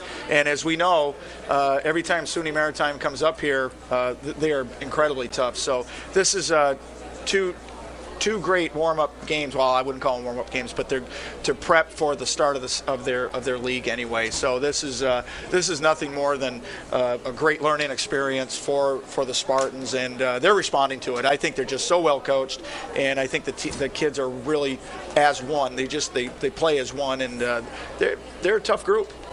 RPI 28, Castleton 14. Castleton will have the second half kickoff as the wind picks up a bit, blowing left to right as you look out. And we're going to take a little break. We'll be back right before the second half kickoff coming up from Sporting Stadium. Why do students choose Castleton State College? It's big enough so there's lots to do, but it's small enough so that they can get involved in their classes and in clubs. In student government, theater, music, radio, TV, internships, and college and community projects that really matter. Castleton President Dave Walk calls Castleton a small college with a big heart. From their first day on campus, students feel a part of the community. Castleton offers more than 30 majors, career preparation, and the liberal arts and sciences. In every field, students receive personal attention from excellent faculty. There's a sense of community and lots of opportunity. For more than 200 years, Castleton has been educating students while changing to meet their needs. Technology, sustainability, internships, and community engagement are all part of a Castleton education. And the Castleton Spartans compete in 20 intercollegiate sports. Last year, 19 teams went on to the postseason, and individual athletes earned 79 spots on all conference teams, 6 all-region awards, and 1 All-American mention. Spartan Stadium, the home of men's and women's soccer, men's and women's lacrosse, field hockey, and football, is one of the finest facilities in the state. Glenbrook Gymnasium and Spartan Arena have been beautifully renovated.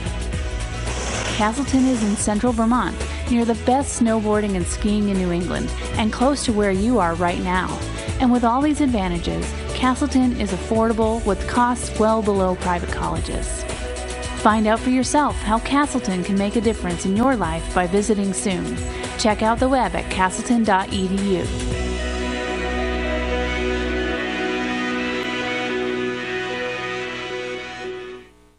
Why did I choose Castleton? Castleton is big enough so there's a lot to do.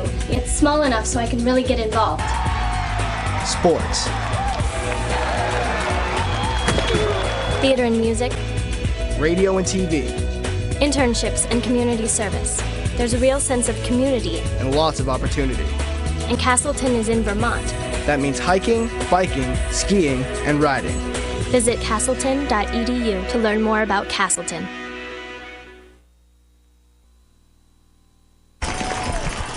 There are the Castleton Spartans back on the field to be followed by the Engineers of Rensselaer. RPI with 28-14 lead here as we get set for the second half kickoff at Castleton Sporting Stadium. Jack Healey, Jim Shortle, Cam Clark, our producer, and producer at PEGTV Channel 20, Mike Ballantyne, and Chris McCormick, and Brian Bashaw, and Josh Pendleton, our cameramen across from the stands here at Castleton, opposite from our view. We're in that building right there as you look behind the stands, and Jim is waving, but there's no way you can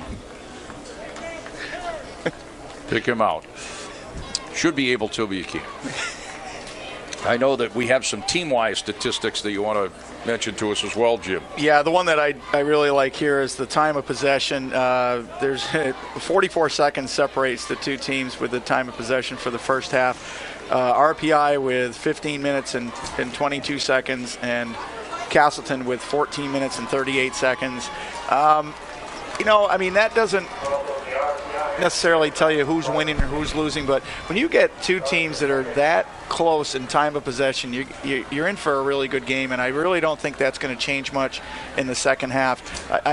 Just one last thing, I really think that the defense by Castleton not allowing RPI to score in the at the end of the first half, and then when the field goal attempt turned into a line drive into the defensive line of Castleton, that has to pump them up a lot for the, instead of now you don't have you're still down by 2 scores, but you're not down by 3 scores or, 2 touchdowns and a field goal. So that has to be a good feeling for the Spartans. And, and also just it must make the defense feel good. And if they feel good, the offense is going to come on the field and do what they can, use their weapons. And I think we're just going to be off to the races for the second half. Beautiful September afternoon and some clouds moving in, but I was thinking earlier, I was talking to Tom Healey from the Rutland Herald and D3Football.com earlier today, and this is the 4th year of Castleton football and 4th year of the stadium, dedicated September 2009, just about 3 years to the day, the 09, 2010, 2011, 2012, the 4th year, and I knock on wood, but just about every football game I can think of that's been played here at Spartan Stadium, the weather has been great except one. There was a game against Husson, I believe, it wasn't last year, it might have been in the 2nd year where it was pouring and the rain was coming down sideways and all that. Other than that, the weather's been just great for the games here. And the thing too is the temperature is not just the sunshine, but the temperatures have been really great. This is a perfect day right now. I mean, you got partly cloudy skies and all that, but I think we're in for a great second half. Franks on the kickoff as RPI going right to left, Castleton left to right here in the 3rd quarter. Halberg at the 15-yard line and jumps over one man 20, 25, 30. Along the far sideline to the 50 and the RPI 48-yard line. It's about a 38-yard return, and that's a nice start. And Frank's the kicker on maybe touchdown-saving tackle. Here it is again. And what a great return by Kevin Alberg. And what jump over one guy. Oh, that was great. And what great blocking by the special teams of the Spartans. We did mention that earlier. We'd like to see this happen. Live action now. Tyler Carpenter off the right side, tripped up at the 46, picks up a couple. 2nd and 8 for the Spartans at the RPI 46-yard line. And Morelli on the tackle for RPI.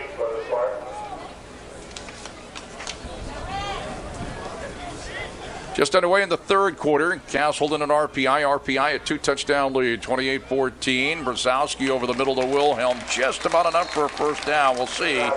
Down at the RPI 39-yard line. It's going to be just a little bit shy first down yardage. It'll be 3rd down and about a yard. And again, Castleton not wasting any time at all. This is the offense that they're most comfortable with. And, like I said earlier, it's not a panic offense. It's just a no huddle. There's a lot of energy, and these guys are very well drilled.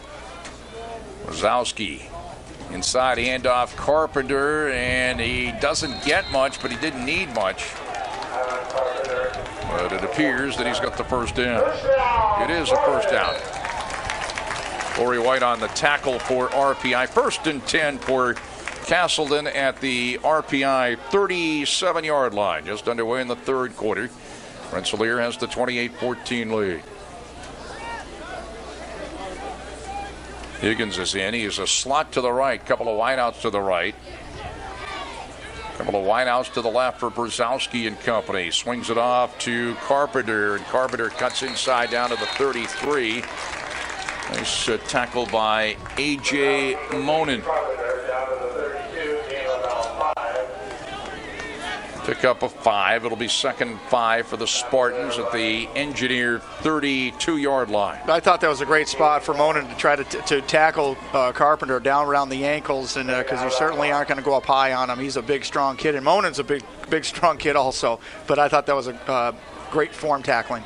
Wilhelm is tight on the left now. Brzezowski on 2nd down. Tosses it down the middle. Incomplete. Wilhelm on a battle for the football with the defensive back from RPI. That was right there, Matthew Day, who almost picked it off. Wilhelm almost came down with it. 3rd and 5 for Castleton. Yeah, that was a great defensive play by Matthew Day. There it is on the replay. He just read Brzezowski's eyes and kept his eye, and then saw, from peripheral vision, just kept his eye on his receiver and made a great defensive play. Third down play for Brzezowski. And he throws in incomplete. Nice play there to break it up. That was intended for Albert. And breaking it up was Nick Borkowski. He's had a pretty good game. Nick Borkowski for RPI. Borkowski is the free safety. It'll be 4th and 5. Yeah, I mean, that was a great play by Borkowski. He just he got his hand on the back of the receiver but put his arm out just to extend it just enough to tip the ball away. I mean, that was just textbook. Spartans have it at the RPI 32-yard line with 12:40 to go in the third quarter. RPI with a 28-14 lead. Brzezowski tosses it off, and it is complete, and it's very close to first down yardage. Totsko on the catch. Let's see. They did move it back about a half yard, but did he get enough? Yeah, needed about 5, and it was a 4th down play. Either way, either Castleton picks up the first down, or it's going to be RPI taking over on down. Yeah, this is going to be really close. Of course, it just depends on where the spot is. I think he's a little short. Yeah, he's short by about a foot or so. Oh, so close. And RPI takes over on downs, 1st and 10 at its own 28-yard line.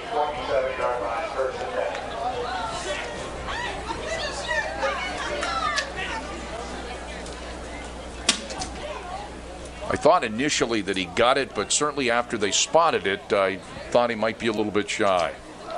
Well, I think what's going to happen here is that Castleton's going to regroup. They're going to go over the play selection, which I thought the play selection was good. It's just, it just didn't go their way, and it doesn't go your way all the time. But I thought the way that Brzezowski spreads the football around is he just does it so well. Mike Herman, a couple of touchdown passes and a rushing touchdown for RPI. Sets up the screen, and it is complete to Armato, but he is going to be tackled by Mick Wong. My goodness, he's had a great game. The defensive captain from Hartford, Vermont. He really is, and he deserves to be captain. He's definitely earned that. I love to see that again because Mick Wong actually took on a blocker and then shed the blocker and made the tackle, and that's something that there he is right there. There's your blocker right there, and he says, nope, I'm going to get this guy with the ball instead. Great play by Mick Wong. 2nd and 10 for RPI at the RPI 28-yard line, early going third quarter. The Engineers have a 28-14 lead. Mike Herman, 6'5", 250-pound senior quarterback. Looks, fires down the middle, and it is caught by Caswell down at the Castleton 42-yard line. Great catch by Caswell. Great throw by Herman. 1st and 10 Engineers. And you really can't cover any better than that. And I think Brandon Bergeron he was all over Caswell, but Mike Herman just threw a strike. And you talk about using the word perfect. That's exactly what that was. That was just a perfect strike. Great defense by Bergeron. It was just a great play. 32-yard pickup as Herman found Caswell for a first down in Castleton territory at the Spartan 42. Herman again fires down the middle, incomplete, and intended receiver down around the 15, Reggie Colas. Herman pass intended for Colas, incomplete. Second out, and the ball. It is 2nd and 10. Now you were giving me I say I don't call penalties. You play one on television, and you're giving me the holding call, and I'm looking around for a flag, and there is none. Well, so you know what? 2nd and 10. It was an offensive tackle for RPI, but, I think the ball was already away, so they probably just let it go, but it was close. Last time you did that, there was a call on the That's next right. play. We'll see here. 2nd and 10. This time the fake, and here's Herman far side, cuts it inside the 30 down to the 29, drop there, and he picks up 13 on the first down. Todd Carr, number 53 on the tackle. Well, he plays like a quarterback, runs like a fullback, throws like a quarterback. 1st and 10 for He's running like a fullback right now. Great run by Mike Herman. I think he really wanted to hand the ball off initially, but and I think right at the last second he decided, hey, look, I'm just going to pull the ball back, and now this fella who I'm going to give the ball to is going to become my lead blocker. Colas and Caswell wide to the left, and that is Armato tripped up, and no room up the middle, trying to bounce it to the left, and he lost about 3 to the 32. It'll be 2nd and 13. Wong on the stop. You know, and that play right there just showed the great balance of Armato. He just he almost went to the turf, put his hand down, kind of bounced himself back up. So, you know, it's just great to watch these athletes. They just don't have any quit in them. And another great play by Mick Wong. He is all over the football field this afternoon. Burpo wide to the left along with Caswell. There was a slot left. Weber's wide to the right. 2nd and 13 for Herman and company.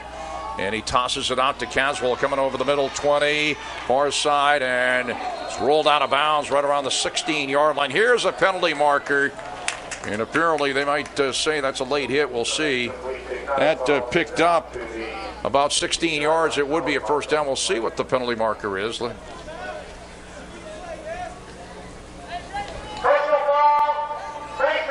Oh, it was a face mask penalty. And it's going to be half the distance to the goal line. Would have been a first down at the 16. It's going to be 1st and goal right around the 8-yard line for RPI. I'm not sure. We just took another look at it again. Apparently, we can roll it back here.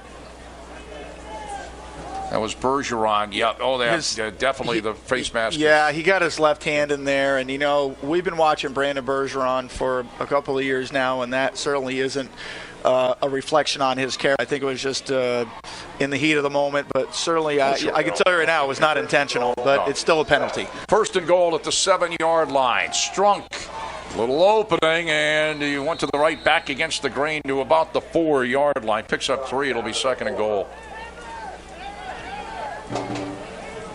9:18 to go, 3rd quarter here at Spartan Stadium. 28-14. RPI has the lead. RPI is stopped Castleton on a 4th down play in RPI territory here in the second half on the first possession. And RPI now has its 2nd and goal at the 4-yard line, coming back the other way. And again, 2 totally different types of offenses, but both very, very powerful. And Herman dives toward the flag. He's got a touchdown. He's got a couple of touchdown passes and a couple of rushing touchdowns for the big 6'5", 250-pound senior quarterback for the Engineers. RPI now leads 34-14. And we'll take a look at it again here. You just see nothing fancy. Great blocking up front by RPI, and Mike Herman did the rest on his own. Extended the football out over the pylon. 6 more for RPI. Andrew Franks in to attempt the extra point.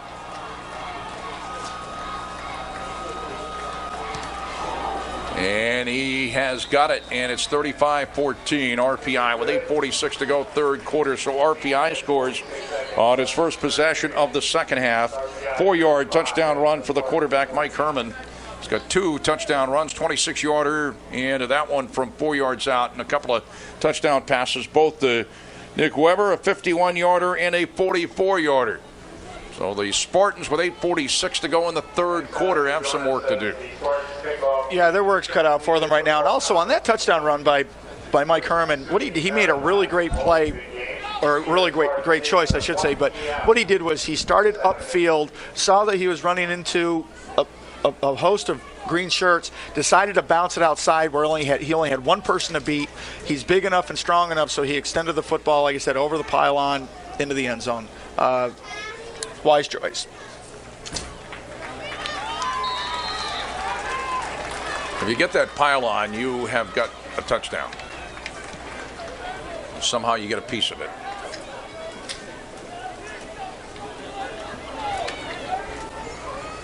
Here's Franks on the kickoff. And that'll sail to the end zone. And again, you got to recover that. That's a Otsko did. And you know what we were talking about earlier was the height of of the football on Frank's when he kicks the football off, and that time, because the wind was in his face, he decided to go up on the football a little bit, a little more of a line drive kick. It still sailed into the end zone. And you look at the flags down in the end zone there, and they're blowing right in RPI's face right now, and he still kicked it into the end zone. So he is a talent. They do bring it to the 25-yard line. As we mentioned a few times this week and certainly a couple of weeks ago, 25-yard line is where the football is marked after the touchback, new rule this year in college football. So Brzezowski on first down, throws near side and on his knees. The catch made at the 31 by Zach Howell, number 84. Picked up about 6. 2nd and 4 for the Spartans. That's Wilhelm. Tight end on the right. Brzezowski. Bubble screen over the middle to Boyle, and Boyle out to about the 39-yard line. That is a first down. Picked up an 8-yard. That was an 8-yard pickup. 1st and 10 for the Spartans as they trail 35-14, coming down on 8 minutes to go in the third quarter. Carpenter is going to be hemmed in and brought down. He lost back to the 35-yard line or so, lost about 4. Yeah, Tyler Carpenter, as we've said, is a big, strong, tough runner, and, he's earning every single yard he's getting today, and we'll see it again right there. Great pursuit by RPI, and, they have a great nose for the football also. 2nd and 14. Spartans have it at their own 36-yard line. Brzezowski. Far side. Boyle comes back, and did he make the catch? Oh, my! What a tremendous catch by Boyle at the 50-yard line. A 14-yard pickup and a first down. He doesn't have much time to think about that one, Jack. They're already, here it is again. What a great catch. Extends himself right out. One-handed, just concentrates on the football, hauls it in, and hits the turf. Does not lose control of it. Great catch by Brandon Boyle. And on the first play after the first down, a pickup by Carpenter off the little dump over the middle. It picked up about 6, 2nd and 4. Past completion from Brzezowski to Carpenter as we came back. Spartans have it at the RPI 44. Penalty markers down. Screen pass, juggling catch, Carpenter. And he's down at the 41. Picks up about 3, but let's see what the penalty marker's all about. The attendance today, 2,164. 2,164 on hand today at Spartan Stadium. And again, that was just a little screen, middle screen. And you'll see it right here. And just great concentration on the part of Tyler Carpenter to keep his eye on the football right in the middle of everything happening down there. The defense was offside. It is a first down. 5-yard penalty. That's the Boyle catch. Diving catch by Boyle. And that was also a great catch by Tyler Carpenter on the middle screen, but it was overshadowed by Brandon Boyle's catch. 1st and 10, Spartans, the engineer 39-yard line. Brzezowski throws to Elberg. He's there to the 10, to the 5, to the 4-yard line. 1st and goal, Spartans. 34-yard pass completion. And we'll see this again right here. Brzezowski just drifting back, and he knew it was time to get back to Kevin Albert, who we haven't seen much of this afternoon, but there he was, wide open. They mark it at the 5-yard line, and Brzezowski, after faking to Carpenter, loses a couple to the 7. It's 2nd and goal. Yeah, like we said at halftime, you can't keep somebody like Kevin Albert down for the whole game with only 2 receptions. The way that Shane Brzezowski spreads this football around for the Spartan offense, so we knew he was going to afternoon either. Albert pretty much, it certainly has not been targeted that much today, but pretty much kept in check. He's in as a slot on the right. They're going to mark it at the 8. 2nd and goal, Spartans at the RPI 8. Brzezowski throws, and Boyle trying to come back for it. It is incomplete. 3rd and goal at the 8. Yeah, we'll see that again. That was just a quick That was the Oh, pass that was play to Albert. Albert. I'm sorry, that was one to Albert. Good job by Cam getting back on those replays. Remember, Wow. there's not a lot of time to do this because they line it up without a huddle. It's tremendous job by our producer, Cam Clark. He's outstanding. Third down play, Brzezowski underthrows Wilhelm at the 5-yard line. It'll be 4th and goal. Spartans want to take advantage of this golden opportunity, but it's 4th and goal. Have to put it into the end zone here on this play.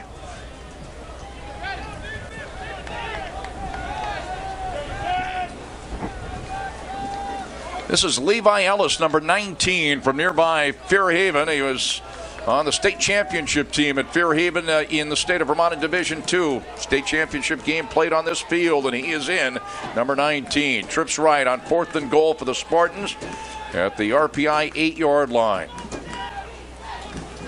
Zowski to Boyle. Touchdown! On 4th down. 8-yard touchdown pass. Brzezowski to Boyle, the second time they've hooked up today, and it is now 35-20 RPI. And we'll see the touchdown pass again. You see Shane Brzezowski look off. He looked at the receivers on the right. He had trips out there. He goes back to the left side of the football field where Brandon Boyle is one-on-one with his defender. And I'm telling you, 9 times out of 10, Brandon Boyle is going to win that battle. Here's Fox to attempt the extra point. And it is good. It's RPI 35, Castleton 21 with 5:30 to go, third quarter. And again, we'll look at it right here. Look at Shane Brzezowski's eyes. He looks everybody off, comes back. He knows exactly where Brandon Boyle is. He makes a nice out move, and just a great timing pattern. But here's the part that's really good about it. It's fun to watch about these guys. They know, they trust each other, and they know exactly where each other is going to be at the right moment. Nice job by the Castleton offense. And again, it wouldn't happen without the upfront blocking by the big green. So back to a 14-point RPI lead with 5:30 to go in the third quarter. As Strunk and also back is Caswell for RPI. Fox has the wind at his back. And again, the wind it's a little stronger than it was at the beginning of the game. It's certainly not a big factor here at Spartan Stadium. Yeah, and right now the Castleton kickoff team wants to get a big stop right here. And Strunk will watch it just go kaplunk at the 23-yard line, and he does well to bounce on it. Again, he pounced on it. That was after the bounce, which it just kind of stuck there a little bit, I thought. But it was a live ball, but RPI goes on the offense. 1st and 10 at its own 23. And again, the special teams are going to play a big part. I mean, obviously the scoring is not over. 5 minutes and 30 seconds remaining in the third quarter, 35-21, and there's a lot of life in both offenses. So the special teams might come into play down the road a little bit. I'll tell you one thing. Certainly, this game has been very entertaining. It's a lot of fun. Yeah. As that is the handoff off the right side, and ball carrier really got hit after picking up a couple of yards. Matt Wood by Cody Tancredi, the defensive captain. Cody Tancredi just came up from his from DB position and just laid a hit on the offensive. It was that was fun to watch. That was nothing. That's the stuff you want to teach. It is the 29-yard line, 2nd and 4. There's the play action, and almost an interception. Not looking was Colas. And almost picking up the... almost coming up with it was Mike Perrone. Earlier, Tancredi is the defensive captain. We mentioned Mick Wong. We might have said once or twice defensive captain. I'm not sure. He is a captain also. I believe it's the special teams captain. There are 2 captains offensively, which is Carpenter, defensively Tancredi. And I seem to remember the coach telling me that Wong was also, it's like they have 2 official captains. He's an unofficial captain. 3rd down and 5. I don't think they were set. I don't think they were set before the ball was snapped. Well, they certainly called a penalty here anyway. We'll see. It is illegal procedure against RPI. I think there was some confusion in the RPI huddle. They're going to mark it back to the 24-yard line. Yeah, there was some confusion in the offensive huddle for RPI right there. You can just tell by the way he wanted twins on both sides coming out, and they just sprinted out to the line of scrimmage, and they weren't even set, and the ball came back. So good call by the officials. It's RPI 35, Castleton 21 with 4:44 to go in the third quarter. But you know what, Jack? I go back to what you said about a minute ago about entertainment. And this certainly has been all afternoon. It really is. All these games at Spartan Stadium have been a blast. Play action, Herman steps up, throws down the middle, and it is incomplete. Intended for Burpo down around the Spartan 40, and back deep was Tancredi to cover, so was Brandon Bergeron, but they do get a stop, and the Engineers will have to punt the football away. And again, here we are. We watch this again. Great defense by Castleton. Mike Herman's a really good quarterback, but that was a tough throw. He didn't have an awful lot of room to. There was not a lot of margin for error. Caswell gets the boot away, and this will go to Bergeron at his own 41-yard line. Looking for room, penalty marker down. Bergeron is hauled down at the 44. Probably a block in the back, and there was an injured RPI player behind the play. Yeah, the first flag was definitely a block in the back. There was no question. I think we're from our vantage point, it was an easy one. We'll take another look at it here, Jim. Yes. Bergeron on the catch. Right there. Just to back it up a little bit, the block in the back was not the injured player, though. No. Yeah, the block in the back, the injured player went down on his own, and just trying to catch his number. I think it's 56. Or 55, it might be. Let's see here. So you can see him holding his knee immediately. He was not the one that was blocked in the back.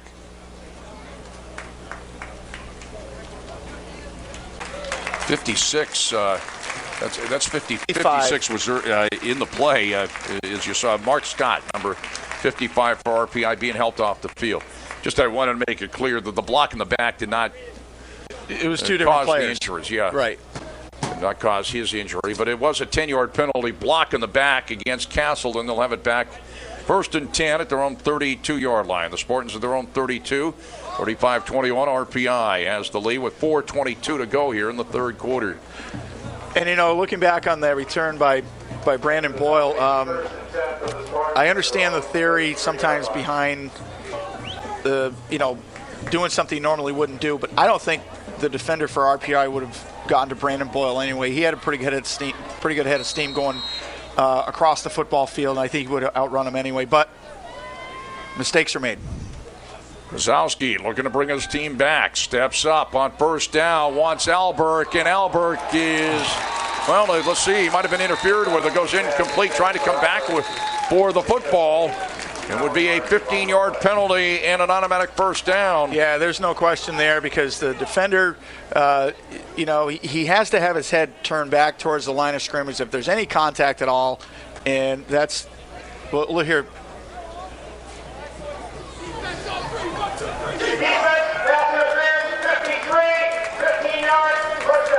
Morelli has played a pretty good game defensively on the pass interference, but it is 15 yards on a first down. Castleton has it 1st and 10 at its own 47-yard line. Yeah, Zach Borelli's had a great afternoon. I'm sure he'd like to have that one back, but like I said, you have to have your head back towards the line of scrimmage, and you can't make any contact if your head is not back towards the line of scrimmage.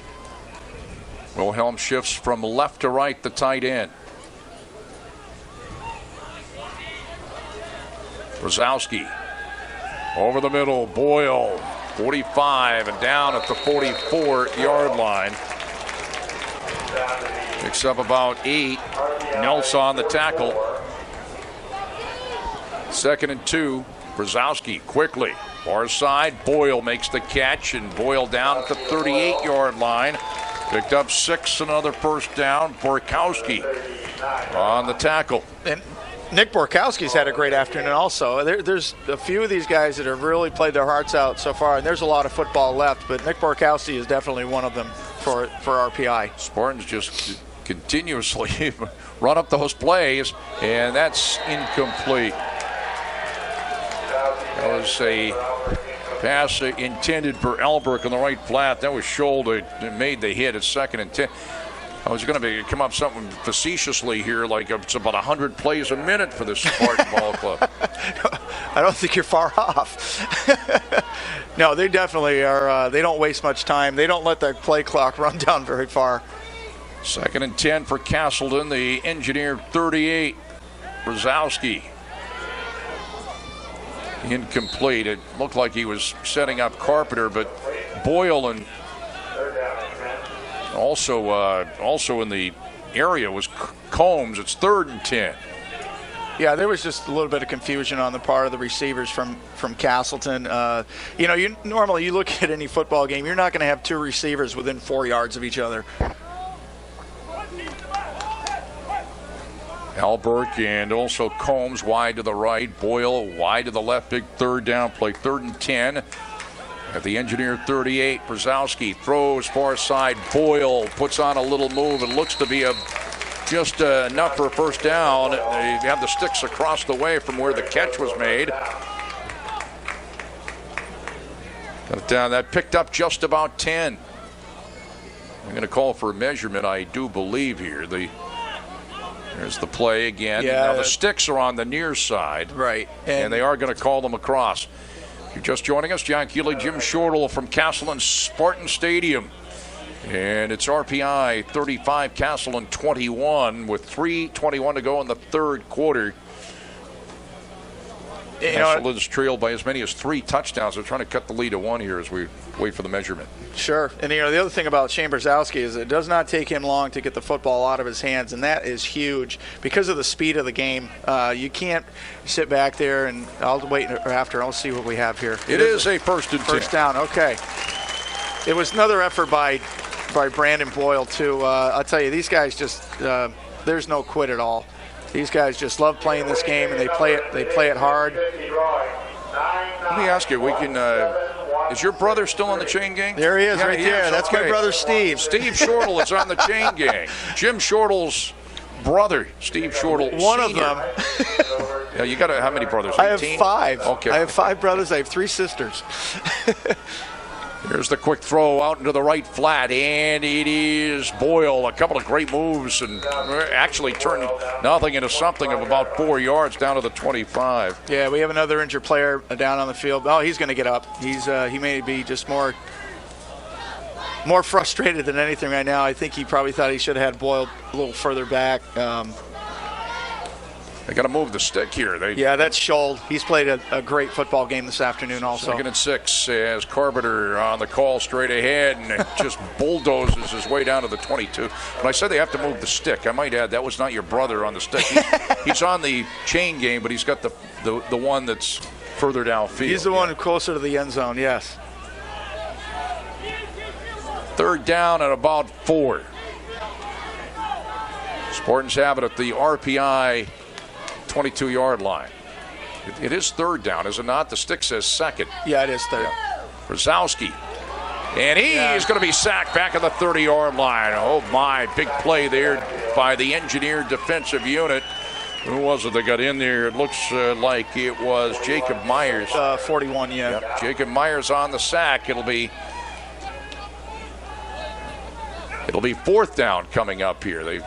Ever since we mentioned the chain gang, things have been kind of 4th down and 12. That lost yardage back to the 30. Now the wheels are coming off. Give them a little publicity, and look what happens. Look what happens. They forget to mark the ball. They have the wrong down. But none of them were Steve Shortle. That's right. Steve didn't do anything wrong. He's got the good stick, the one. That's right. Here's Brzezowski on 4th down, and Wilhelm on the catch down at the 12-yard line. That's definitely one we have to see again, Jack, because that was such a beautiful throw. Great concentration by Denny Wilhelm right here. 18-yard pickup and a 1st down. And just over the outstretched hands of the RPI defender into the hands of Denny Wilhelm. And a little screen pass to Carpenter down to the 5-yard line. That picked up 7. It'll be second down and about 3 for the Spartans at the RPI 5. What a great play. That's Wilhelm. That's a great job by Cam Clark, our producer. I mean, let me tell you, CBS can't do that. Oh, I know. And he doesn't have that much time to do it. Unbelievable job by our producer. Are we paying you enough, Cam? Let's go. Oh! Second down play. Brzezowski throws, and he's got the touchdown. To Wilhelm. Here come the Spartans with 45 seconds to go in the third quarter. And, you know, what a gutsy throw by Shane Brzezowski right into the teeth of the defense in the center of the end zone right there. Denny Wilhelm just cradled. He was not going to be denied on that one, and he was sure he was not going to drop that football. 35, great play. 27 now, RPI. Here's Fox. For the extra point is good. Spartans, who now trail by 1 touchdown, had trailed by 3, coming back. 45 seconds to go, third quarter, as we take another look at the touchdown by Wilhelm. And remember that big first down catch to set it up a couple of plays before. 5-yard touchdown pass, Brzezowski to Wilhelm. And again, you know, what a great toss by Shane Brzezowski. Here's the other one. That's one that set up that was the first down catch. Right. That was a beautiful throw. And, you know, you can't defend it any better than what RPI did in that case, Jack. He jumped up, and there's the touchdown pass to Wilhelm right there. But the first one where he got the first down, if we, we'll probably see that again later on. But the defender for RPI just jumped straight up in the air. The ball just went right over his fingertips. You can't defend it any better than that. That was just a great play by Castleton. There it is again. Here it is again. You watch right here. He was up in the air and just over his outstretched arms. 35-28 RPI with 45 seconds to go in the third quarter. Fox on the kickoff. Strunk at the 15-yard line. Straight ahead, a little bit of space, tackled out at the 37-yard line.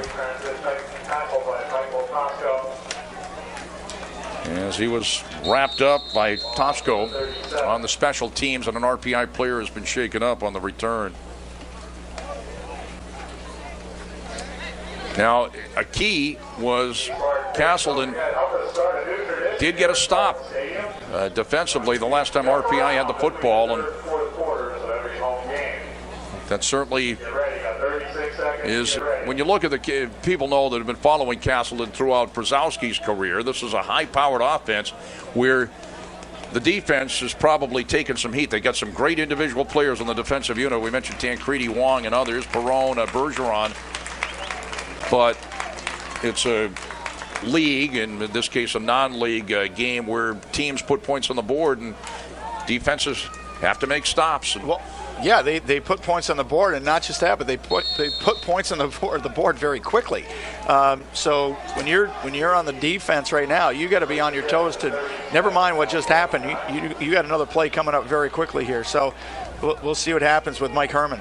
First and 10. RPI has it on its own 37, leading 35-28, and that fired up defensive unit. We talked about Mick Wong. He gets Strunk. BJ Strunk up the middle. Wong wraps him up out of Hartford, the 2008 Vermont High School Football Gatorade Player of the Year. Played on a state title team at Hartford. And what a great tradition that Hartford has built in the last, I would say, 10 seasons. Played on 2 in a row, I believe, at Hartford. Yeah, this year. Second and 10.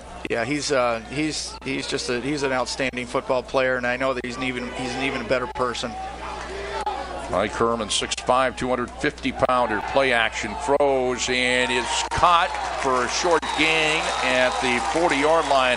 Burpo on the catch. And the tackle by, was it Purcell or not? Yes. That's the end of the third quarter. It picked up short yardage.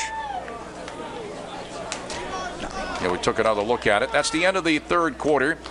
And after 3 here at Spartan Stadium, our score is RPI 35 and Castleton 28. Fourth quarter action coming up from Spartan Stadium.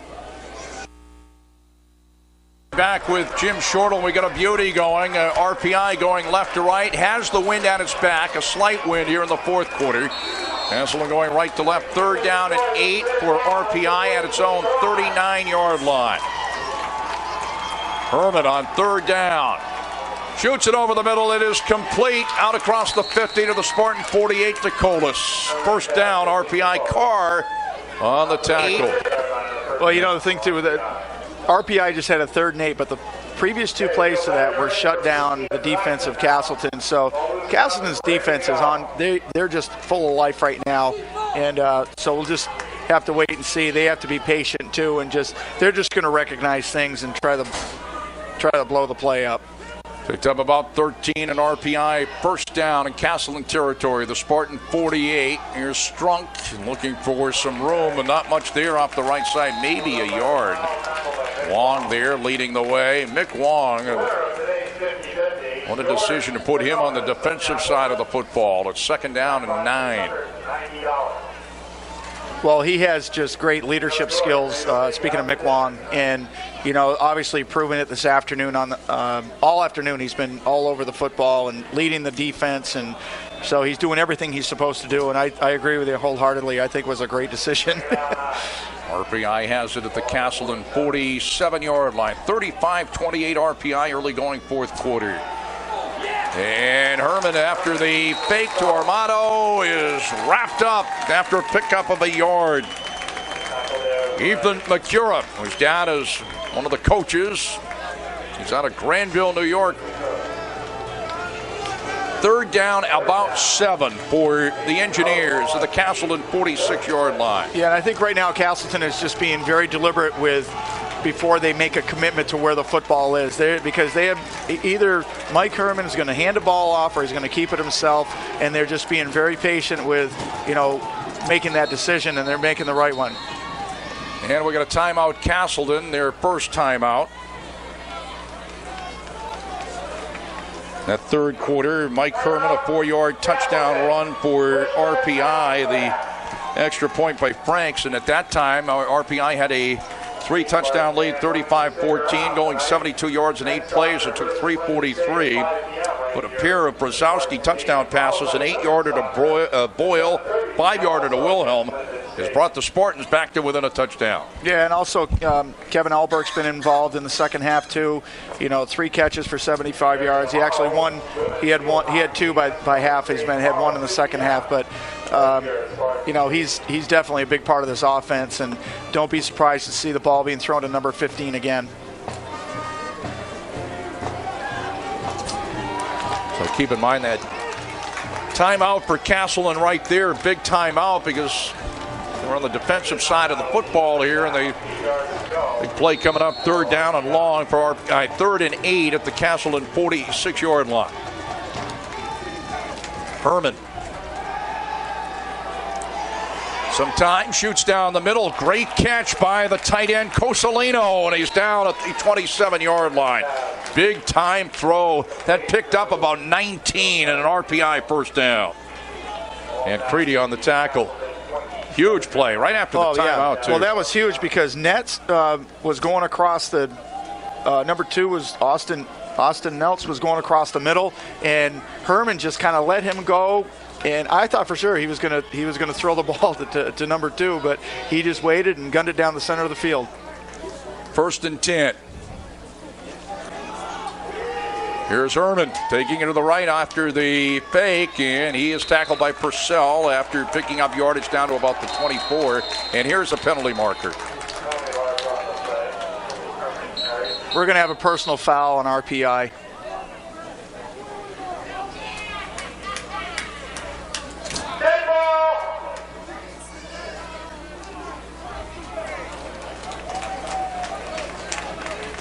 Caswell comes in, dead ball foul. The personal foul, as you mentioned, that's going to mark it back to the 39-yard line. First, and it's going to be second out because it was dead ball. 15-yard penalty is 2nd and 25.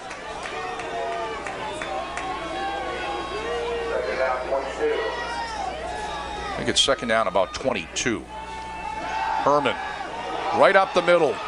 That's a nice block, a couple of nice blocks, and picks up a lot of it on his own as well, down to the 27-yard line. Picked up about 12. I mean, that was a nice run by Mike Herman, but you know what? He didn't want to do that. He wanted to throw the football in that situation, and I think that what's happening is we're seeing that Castleton is making RPI do what they don't want to do.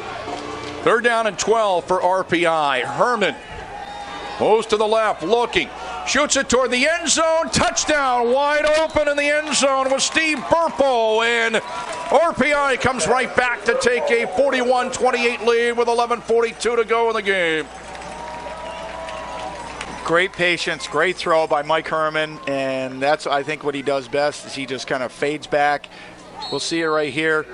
He looks down the football field and just throws an absolute strike to Burpo, who was wide open. Touchdown RPI. And in to attempt the extra point, Frank. So if he does indeed hit the extra point, back to a 14-point lead, a 2-touchdown lead for RPI, and he's got it, and that puts RPI up by a score of 42-28, but still a lot of time left. I said 11:42 left in the game. Let's say 11:42 left in regulation here at Spartan Stadium. Well, because we know just Burpo was wide open.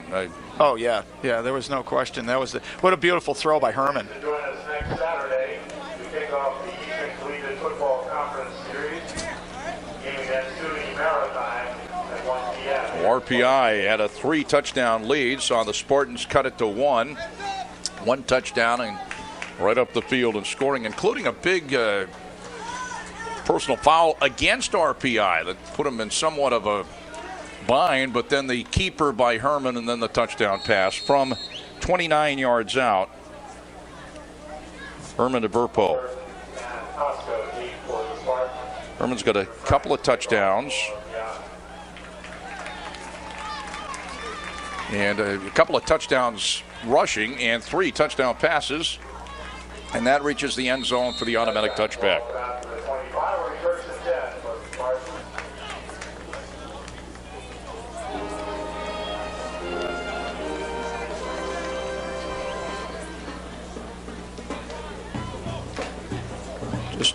Just a double checking here. Herman's got a touchdown pass to a couple of Weber.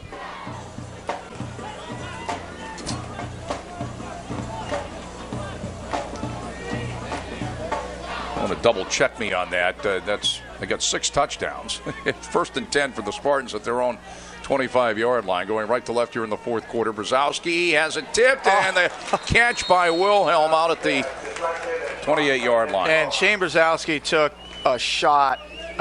It was just, I mean, it was a very clean hit, but you know, it's interesting when you get somebody with a Corey White from RPI just came from his from off the edge, I guess you call it, and just took a running start at Shane Brzezowski. And that's the cool thing about Shane Brzezowski too, is he just hung in there and delivered the football. Brzezowski pumps once, throws far side, Boyle there, and he makes the catch at both feet and bounds and falls out of bounds out at the 46-yard line. And it's a 17-yard pass play, Brzezowski to Boyle, and a 1st down. You know, and a great pump fake by Shane Brzezowski to allow Boyle to get a little bit of room and then just let the football go after that. And that pass play to Wilhelm to the RPI 49 picks up about 5. It'll be 2nd and 5. The other touchdown was TJ Strunk. So Herman has 3 touchdown passes. He's run for 2, and the other touchdown is Strunk. I knew I was 1 touchdown shy. As that's to Carpenter down at the 40, and that's a 1st down. That picks up about 8. 1st and 10. Here come the Spartans right back up the field. Yeah, and you can't look away for a second with the Castleton offense. Brzezowski to Boyle, far side. Boyle 25 and down at the 22-yard line. Picked up about 19. Down to the 23-yard line, another 1st down.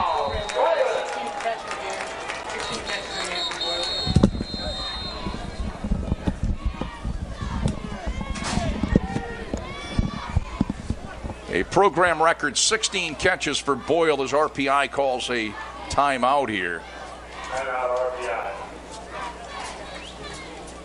16 catches for Brandon Boyle. And, the thing about Brandon Boyle over the course of this young season and also last season, not only does he catch the ball, he goes up after it. He doesn't, it's not that it's always laying right in his hands, and he's just such a great athlete, and he has just the concentration and the football IQ, the receiver IQ, I guess, if you will. And, it's just fun to watch. And congratulations to him. He's had a great afternoon, and I'm telling you right now. A couple of spectacular catches. That one he made just a moment ago with both feet in me. He's been watching NFL football. Well, too, I think they had to watch him. There was another one in the first half. I think so, too. In the first half where he outstretched to the far sideline, and that was a great catch. That's the one right there. And that is an interception. Is he out of bounds? It is. That was intended for Boyle, but a big interception after the timeout. And he did stay in bounds.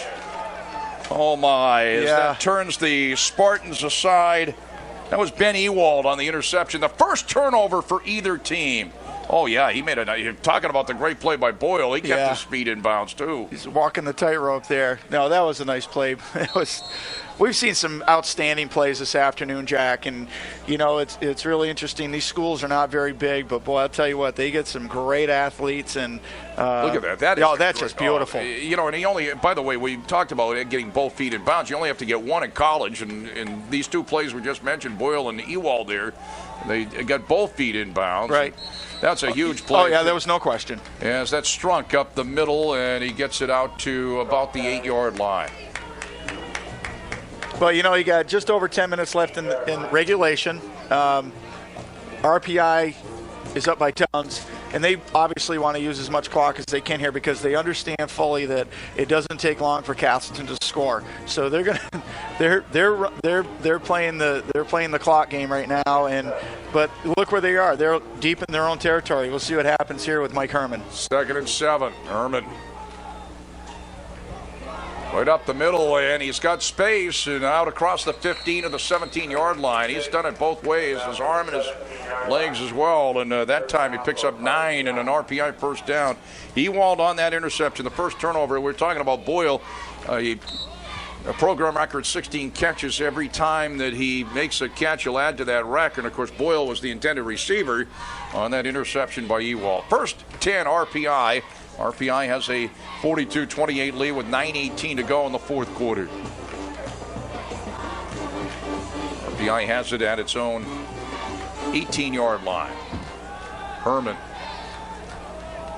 And the catch by Colas, and the fumble, and the Spartans have recovered.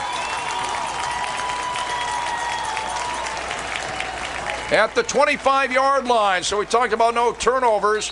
Was it Bergeron that recovered? Let's take another look at it, Jim. Oh, here we go. Okay. Wait a minute. Are they going to call it incomplete? They're going to call it incomplete. I think they're going to overturn it. Yeah, it's. It wasn't. I'm not sure who recovered it, but they are going to call it incomplete. Yeah, he didn't. I don't think he had it either. I honestly don't think he had possession of the ball. He got hit by.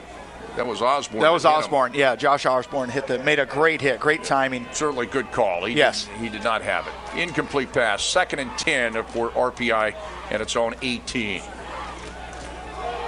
Right up the middle again. Herman to the far side. Herman out across the 30. Penalty markers down. Got it to about the 35-yard line. Picked up about 17. Got to watch him both ways with that rifle arm and the quick feet as well.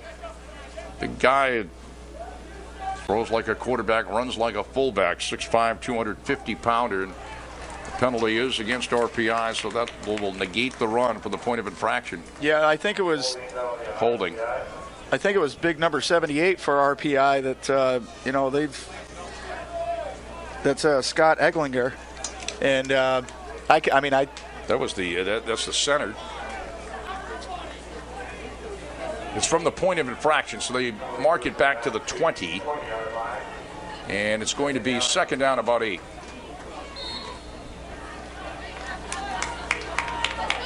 .8:47 to go in the fourth quarter. RPI 42, Castleton 28.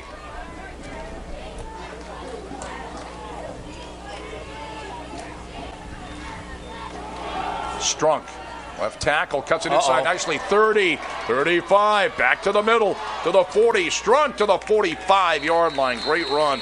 25-yard run for TJ Strunk. And an RPI first down.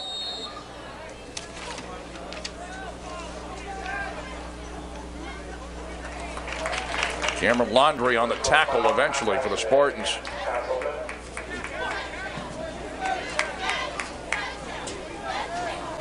And the thing about Cameron Laundrie is he's a terrific ball player, and after he made the tackle, he got up. There was a penalty marker down as well. They're going to mark it all the way down to the Castleton 40. And he's talking to the official right now. We'll see what. I never did hear. I just saw the call late. They haven't made the call yet. Here it is. Or have they? I didn't hear him. The referee, I don't think ever explained what it was. Yeah. It's a 15-yard penalty. It's a 15-yard penalty. First and 10 RPI at the Castleton 40 as the throw down toward Weber. Diving catch. Touchdown. Nick Weber on the catch. 40-yard touchdown pass. And here it is again, as it's now a 48-28 RPI lead. Well, again, Mike Herman just goes back. He floats back. He gets his feet back underneath him again. And that was one of the better balls that he's thrown, really, as far as trajectory and everything else that's worthwhile. And right to one of his favorite receivers, Weber. And actually, Brandon Bergeron had pretty good coverage, too. Franks the extra point, got it, and it's 49-28, back up to a 21-point lead for RPI with 7:55 to go in the fourth quarter. Yeah, here we go again, Jack. You look, he's got his eyes right down the field. He gets his feet set underneath him, and he's just a big, strong kid. And what a beautiful throw.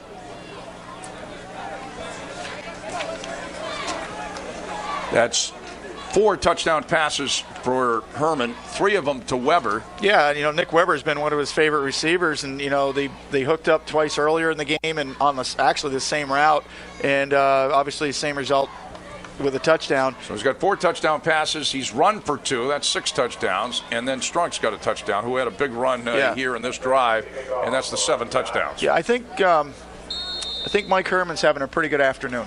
He's pretty good. 49-28 RPI, 7:55 to go in the fourth quarter. Yeah, I know what the score and everything, but the way he just carries himself, he doesn't get rattled, and he's got a lot of poise and a lot of confidence in his ball club too. So that's huge. Frank sends it to the end zone, an automatic touchback as Alberg puts his knee down. First and 10 for the Spartans at their own 25. So they battle back from a 21-point deficit to 7. And now it's back up to a 21-point deficit with 7:55 to go in the fourth quarter. And, of course, that was set up on the interception. So the turnover, even though they went 95 yards that drive. Yeah, I mean, you're right. The interception was absolutely outstanding. We've seen it a couple of times. But here it is, too. Just under 8 minutes left in the game, and Brozowski has the ball in his hand. And that one is caught in midair at the 20, and it's going to be RPI's football, I believe. His arm was hit and went up into the air. I believe that might have been Corey White that came out of there with it. Corey White.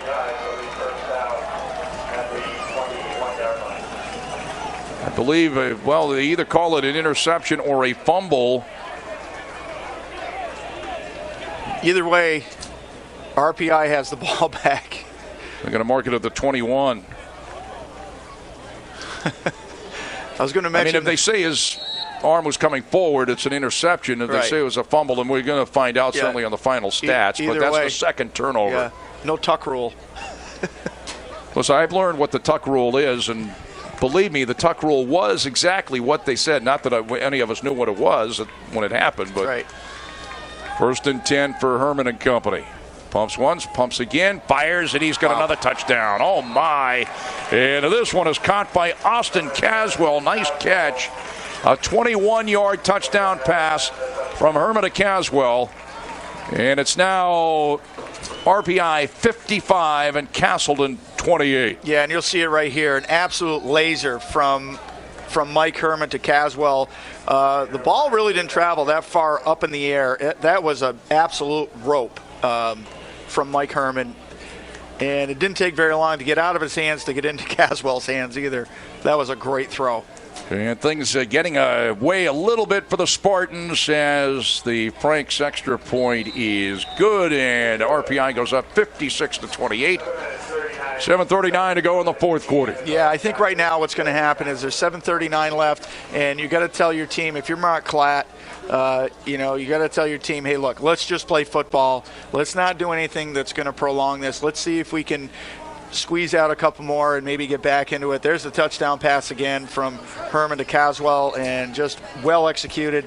As Herman's been doing all afternoon, that's nothing new for RPI today, and I'm sure that isn't anything new for RPI all season long. 5 touchdown passes for Herman. 3 of them to Weber, 1 to Burpo, that one to Caswell, and Strunk has got a touchdown run and 2 touchdown runs for Herman. For himself, right. Yeah. So my, what a day. Yes, he's had a great afternoon. He comes as advertised. So just think about it. Castleton was driving, had an opportunity. They had it deep in RPI territory, the interception. They were close to cutting the lead to 1 touchdown. Now it's a 4-touchdown lead as, again, the touchback here is. So the Spartans will go 1st and 10 at their own 25. You know, I got to tell you, Jack, I was watching a video of RPI after they beat Alfred, and they interviewed a couple of the players, and well, I'll tell you, these guys are together. I know I've said this about the Castleton Spartan football team, but RPI is the same way. They are all together. They are, all for one and one for all, and it was just it was nice to watch the way they were giving kudos to each other, and it was great sportsmanship and great teammates. So the Spartans really have some work to do now. As 1st and 10 at their own 25. Brzezowski throws, and it is complete near side to Higgins.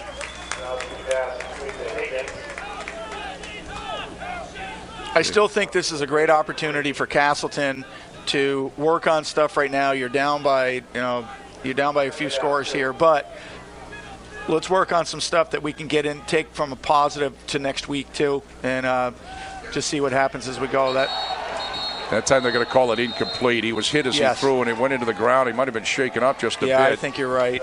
Previous pass play picked up about 8. It was 2nd and 2 before that play. It's now 3rd and 2.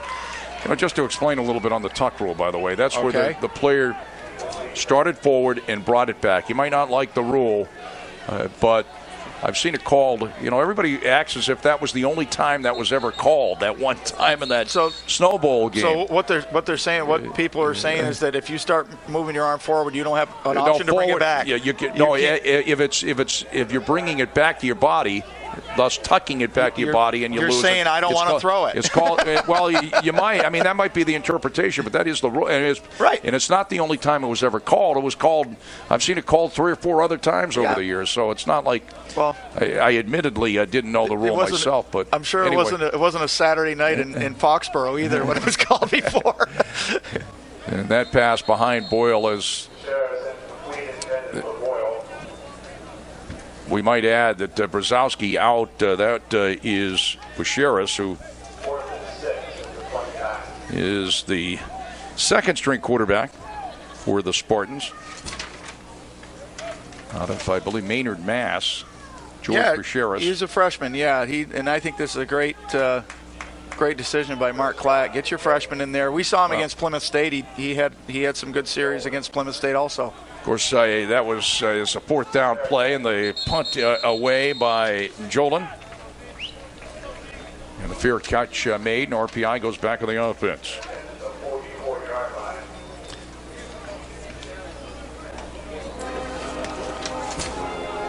Chris Jolan, the punter, one of the few times where we've seen a punt in this high-scoring affair this afternoon, but RPI goes on the offense 1st and 10 at its own 44-yard line. Anyway, the Brzezowski play was not the tuck roll. No. Another quarterback in there for RPI as Todd Carr makes the tackle there. A couple of changes. And I think the timing is great right here. Matt Wood on the carry. The quarterback is Brendan McGlynn, who played for one play in the first quarter. You might remember when Herman went out with, I believe, a equipment it was a helmet problem. Malfunction, yes. That picked up about 3. 2nd and 7. The Engineers have it at their own 47-yard line. McGlynn, the quarterback. This time across the 50 to the 49. Matt Wood on the carry. Cameron Laundrie on the stop. And looks like a player has been shaken up. So RPI with a 56-28 lead with 5:42 to go in the game. Yeah, and I think right now it's a great decision for Mark Klatt to put these other guys in. You still have, just under, so you got 5:42 left. You're down by, well, they doubled them up right here. It's 20. They're down by 28, and so get these other kids in here so they have some real exposure. It's not like he's waiting for 30 seconds left in the game to put these guys in. He's giving them a chance to really maybe get a couple, 3 series underneath their belt, and that's just going to help them out down the road. That was Laundrie that was shaken up. He's escorted off the field along the far side. Number 92. 3rd down, about 4 for RPI at virtually the 50-yard line.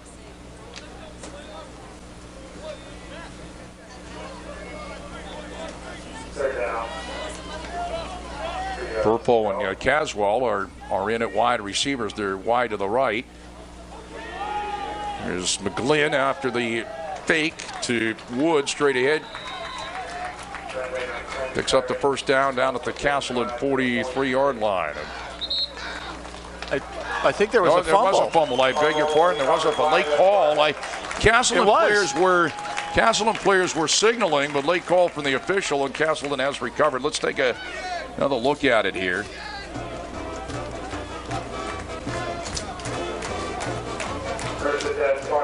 Now the Spartans thought they had it. Now there's the down. Still nothing from you see the official right there. Yeah, right there. There's no call. As a matter of fact, you see one of the RPI players signal first down. There's the first signal by a Castleton player. The Castleton to recover. That was McCura. And it was a fumble. And first turnover of the ball game. I didn't catch who recovered the fumble, but the first turnover for RPI. Brzezowski actually is back in, and he throws complete to Wilhelm down at the 42. So Brzezowski's okay. He's back in. And it's a 14-yard pass completion to Wilhelm, 1st and 10 at the RPI 42-yard line.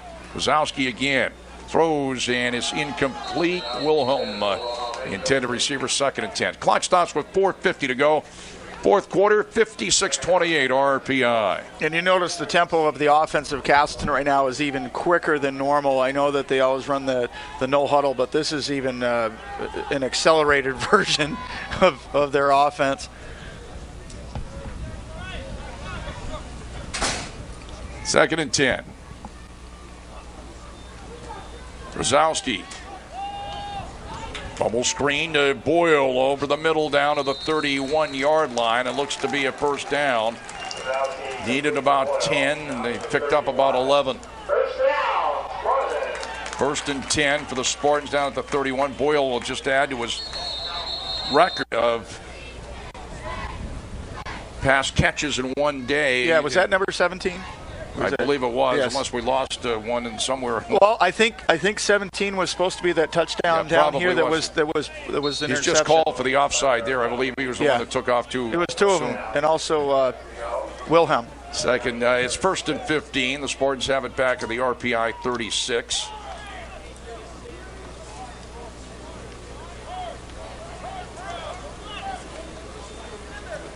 Brzezowski throws, and it is complete near side to Alberg, and Alberg inside the 25 to the 22-yard line. About a 14-yard pickup, and second down and about 1, close to 2. Brzezowski throws incomplete near side. It'll be 3rd down and a long one. 3:57 to go, 4th quarter. RPI with a 56-28 lead. And next week it's SUNY Maritime. Right, and there's no question right now that Shane Brzezowski wants to get the football into the end zone. He is wasting absolutely no time. After one play, he's right up to the line of scrimmage calling the play, and they respond very quickly to this. They're very well drilled. Brzezowski steps back, throws, wants Higgins, and incomplete, and there is a penalty marker down. Brzezowski pass intended for Higgins, incomplete, penalty marker on the play. See what this is all about. Could be pass interference. What else would it be? One way or the other, it's going to be pass interference. When I say one way or the other, offensively or defensively, certainly defensively. Half the distance to the goal line, and the Spartans have it first down. It is against RPI. They have it first and goal at the RPI 8-yard line. Touchdown after the penalty score in the Spartans.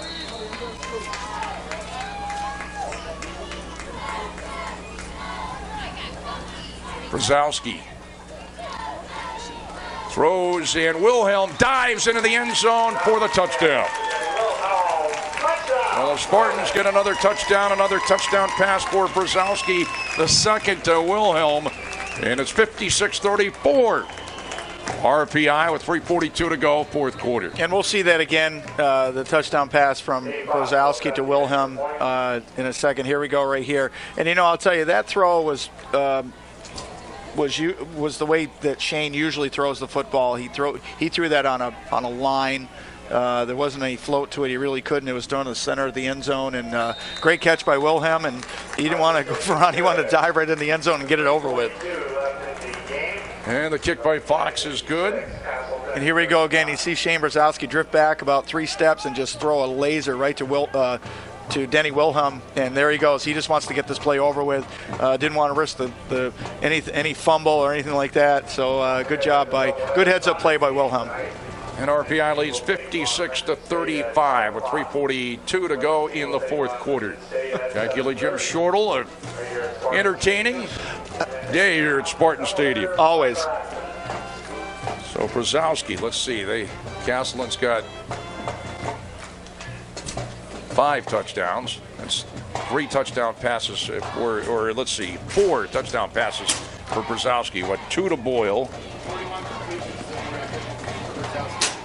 Brzezowski has 31 completions. 41 completions. 41 completions for Brzezowski. That's a new program record. There are a couple of program records. The completions for Brzezowski, the catches for Boyle. Just breaking their own records. Here's the kickoff, and Caswell. Watch it bounce out of bounds, and penalty marker will come out. You have to be a mathematical genius to figure out. I'm just trying to see. Boyle's got 2, Wilhelm's 2. That's 4 touchdown passes, and Carpenter's got 1. So 4 for Brzezowski, 4 touchdown passes. Well, the thing, too, is that the thing about breaking these records that we're talking about, these records are, when they were set by the same players, were very impressive. So they're breaking records that weren't, mediocre. These records were outstanding. They're breaking their own. But you talk about Brzezowski is. Yeah, but the records, his own record is something that was substantial. So it's good for him. That's the way to go, Shane. After you get the choice, they get it out to the 35-yard line. Or get a penalty marker down here.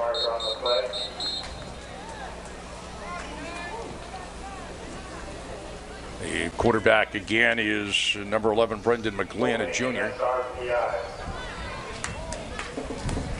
56-35. RPI will have a post-game show coming up. We'll have a lot of recapping to do. Jim Shortle down below with Mark Platt, head coach for the Castleton Spartans.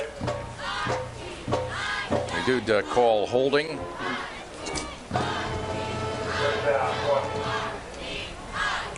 Back at the 26-yard line. Was it indeed called holding? Yes. All of a sudden, we don't hear the referee anymore. Yeah, I saw. He made the signal. He just didn't get on the mic. That isn't bothering anymore, huh? No. Matt Wood spins his way out to the 30-yard line. Tackle there.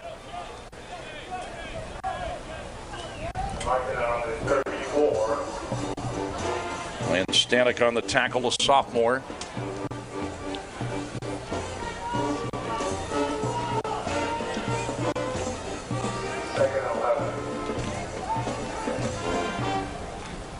You know, just a lot of fresh players out there on both sides of the football, and you know, I just think that's such a great idea to do it. You don't have to wait until a minute left in the game, and they don't even get a chance to get their heart rate up at all at that point. So I think it's on both sides. It's just classy. Glenn on 2nd and 11, and he's going to be tripped up after picking up a couple out to about the 37-yard line. Brendan McGlynn on the carry. Out to the 36-yard line. 3rd down coming up for RPI. The Engineers. 3rd down 9.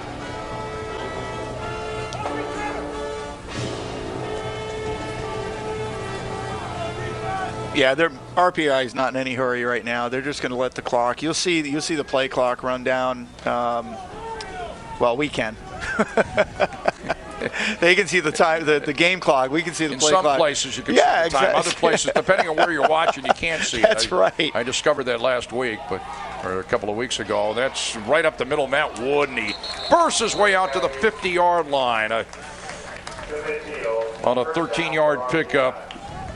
Tackle there by Purcell.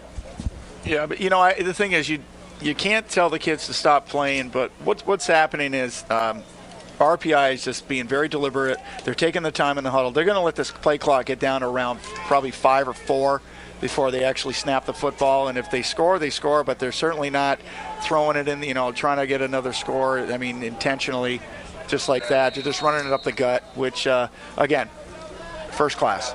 1st and 10 at the 50-yard line, and Wood took it for about 3 to the Castleton 47. It'll be 2nd down and 7. 1:10 to go in the game, and RPI has a 56-35 lead. And at the end of the game, that'll be the end of the pre-league schedule for Castleton. The Eastern Collegiate Football Conference schedule starts up next week. Tough foe, SUNY Maritime.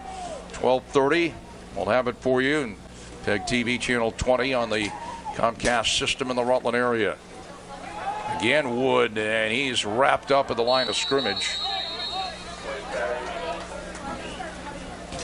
Like Jeremy Stevens, a freshman, number 98.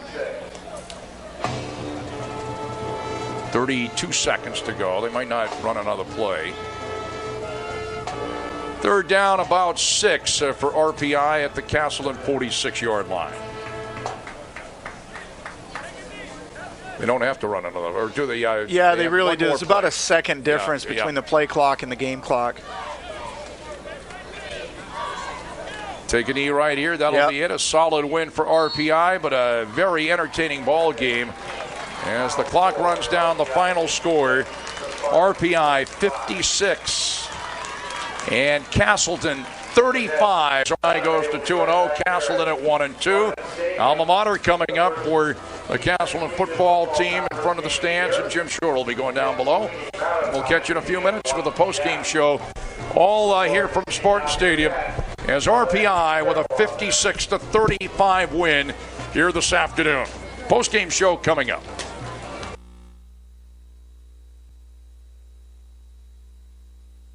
Why did I choose Castleton? Castleton is big enough, so there's a lot to do. It's small enough so I can really get involved. Sports. Theater and music. Radio and TV. Internships and community service. There's a real sense of community. And lots of opportunity. And Castleton is in Vermont. That means hiking, biking, skiing, and riding. Visit castleton.edu to learn more about Castleton.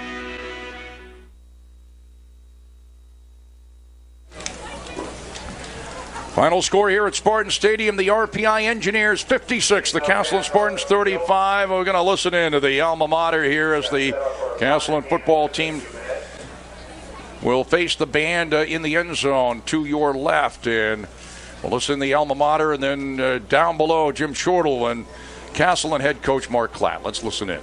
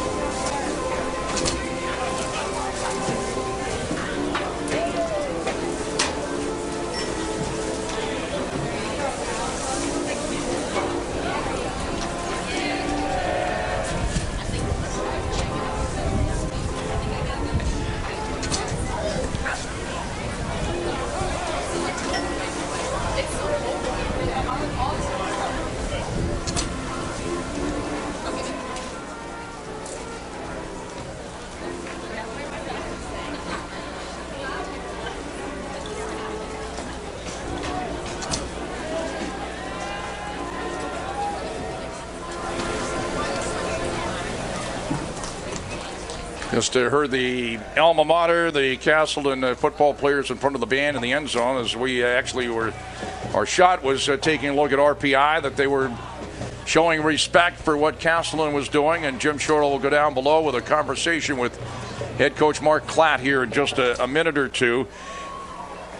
Just looking at the two records, at least two in this game that we were told about. The pass receiving record, Brandon Boyle had 17 catches, 178 yards, and 2 touchdowns. The 17 catches, a program record. Shane Brzezowski, 41 of 56. They did call that an interception. The second play, we weren't sure if they called it a fumble or an interception, but they did call it an interception, so he threw 2 interceptions, but he was 403 yards, 4 touchdown passes. Let's go down below. Jim Shortle and Coach Mark Klatt here in just a moment as they get on camera. And let's listen in to the post-game interview. Coach Mark Klatt, and Coach, it was a very entertaining game. There was a couple of times where we thought you guys were going to. It was a great interception down here right towards the end, and it was momentum. Yes, momentum was huge. And the unfortunate part for us is we talked with our team at the half, and we talked with the lapses we had defensively in the first half. We really felt like we had those things corrected. We felt like our frame of mind, our focus was good. You know, coming off a week last week when we didn't feel it was as good. But that's on all of us. That's on the coaching staff to make sure we're preparing the guys, that they have the focus on the things that they need to do during that week. So, I mean, it's all of us. The great thing about our team is they take it every man to heart. It's not one guy that feels bad. It's an entire team, and that goes for our coaching staff as well. So it speaks to the character of our guys. They're a good football team, and the thing that we talked about with our guys, you can't give them easy plays. You can't give them things because they're going to do enough on their own. So let's not help them. Yeah, and you know, real quick, I know you want to get with your team, but Mike Herman has had a great day for RPI today, and you have to have respect for the way he plays football and the way he commands things out on the football field. But one thing real quick was we were really impressed with the no touchdown before the half, Sure. And then when they attempted the field goal, it was a line drive kick, and I thought that was a momentum swing in your favor and all that. Absolutely. So we got it to the point where it was 7 points. We really felt good at that point. The unfortunate part is, again, we get them to a long down and distance scenario. We know what's coming. We don't play the thing correctly defensively, and all of a sudden give up a silly touchdown that kind of takes the wind out of the sails. So, I mean, football is a game of momentum. We know that. It's the opportunities to gain momentum back that you really need to take advantage of. Absolutely. Coach Mark Klatt, we really glad you took the time to talk to us for a couple minutes. I know you want to get with your kids, and you're going to prep for SUNY New York next week. Big game. League opener, homecoming, everything right back here. So, I mean, we'll go back to work, you know, as coaches starting tomorrow, our kids starting on Monday, and prep for a very good SUNY Maritime team coming in here. But we're excited about the challenge. Yeah, we are too. We're glad. We just can't wait for next week now. Good. All right. Thank you very much. Thank you so much, Coach. Thank you. Enjoy the weekend. We're going to go back upstairs in the booth with Jack Healey. The final RPI 56, Castleton 35.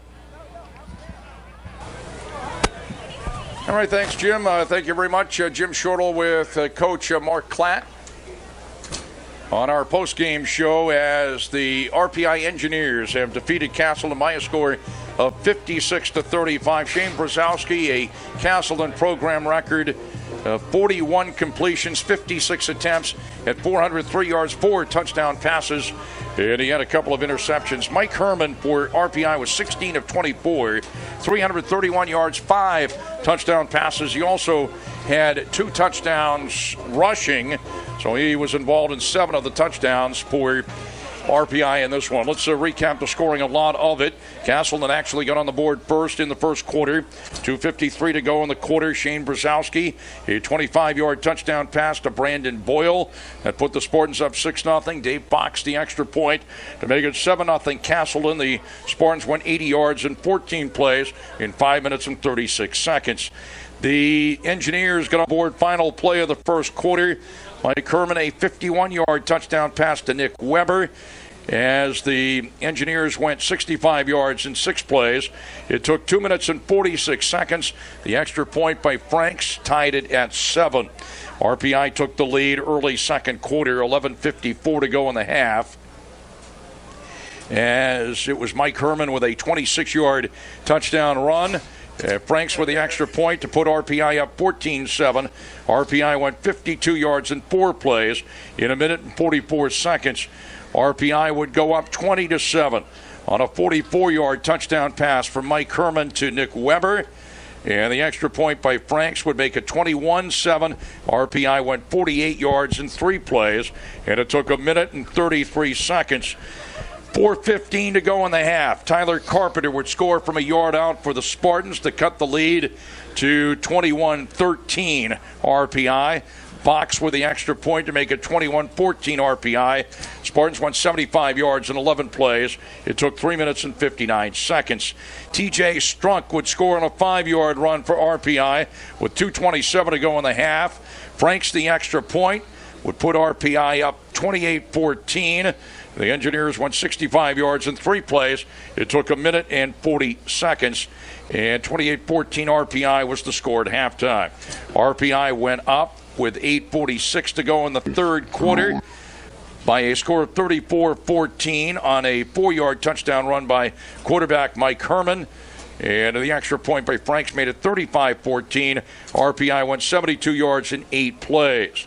Spartans came back, scoring twice to cut the lead to 7 points. First getting a Brandon Boyle 8-yard touchdown pass from Shane Brzezowski with 5:30 to go in the third quarter to cut the lead to 35-20. Boxed the extra point, made it 35-21. Spartans went 75 yards in 10 plays. It took 3 minutes and 16 seconds. 45 seconds to go in the third quarter. It was a 5-yard touchdown pass from Shane Brzezowski to Denny Wilhelm that cut the lead to 35-27. Fox the extra point, 35-28. And RPI had that lead as the Spartans went 67 yards in 11 plays in 3:37. But the Spartans would get no closer. As a matter of fact, it was right after that the RPI came back up the field, 11:42 in the fourth quarter. Remaining, Steve Burpo caught a 29-yard touchdown pass from Mike Herman. Franks the extra point. RPI went up 42-28, 63 yards in 9 plays. As we take a look at all the action here as they run by the scoring, that took 3 minutes and 54 seconds. Spartans came down the field, and they were looking to cut the lead to 1 touchdown again, but the first of 2 interceptions on the night, on the afternoon for RPI, and RPI would cash in eventually as it would be a 40-yard touchdown pass from Herman to Nick Weber, and that would be the third time they hooked up.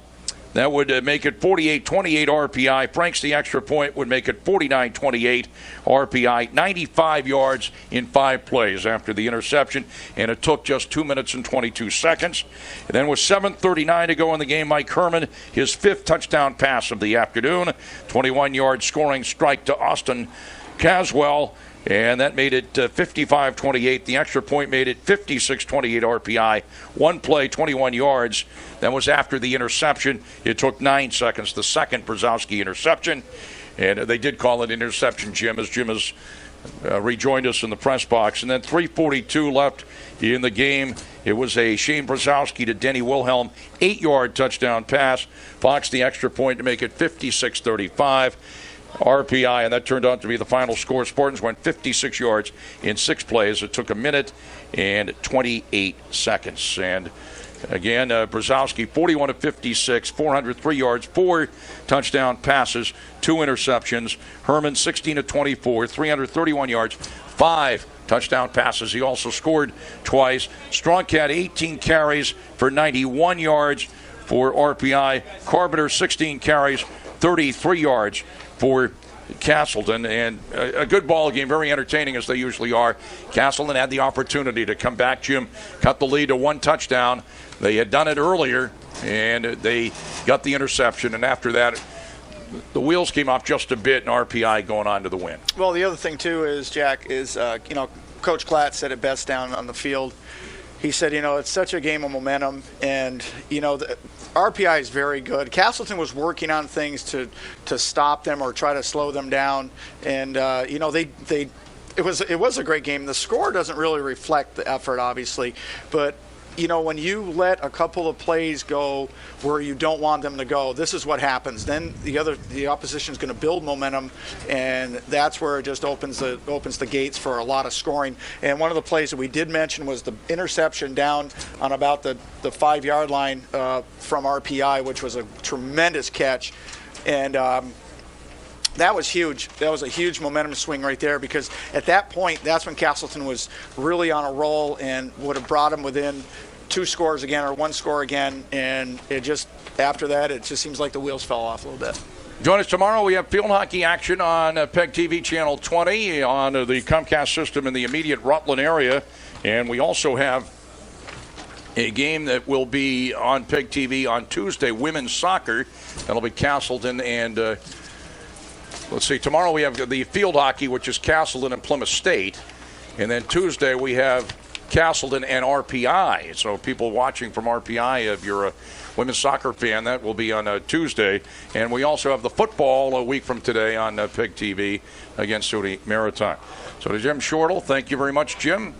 The quarterback of the best high school football team, in my opinion, ever in the state of Vermont, MSJ's 1976 state championship team. And I can say that because I'm in a position where I can say it. You can say it. I'm right here. I can say it. And I've always believed that. And so Jim Shortle was a quarterback on that team. And for Jim and Cam Clark, outstanding Cam on the production, the producer here. Not easy to do with the quickness of play-to-play here for Castleton, as you can tell.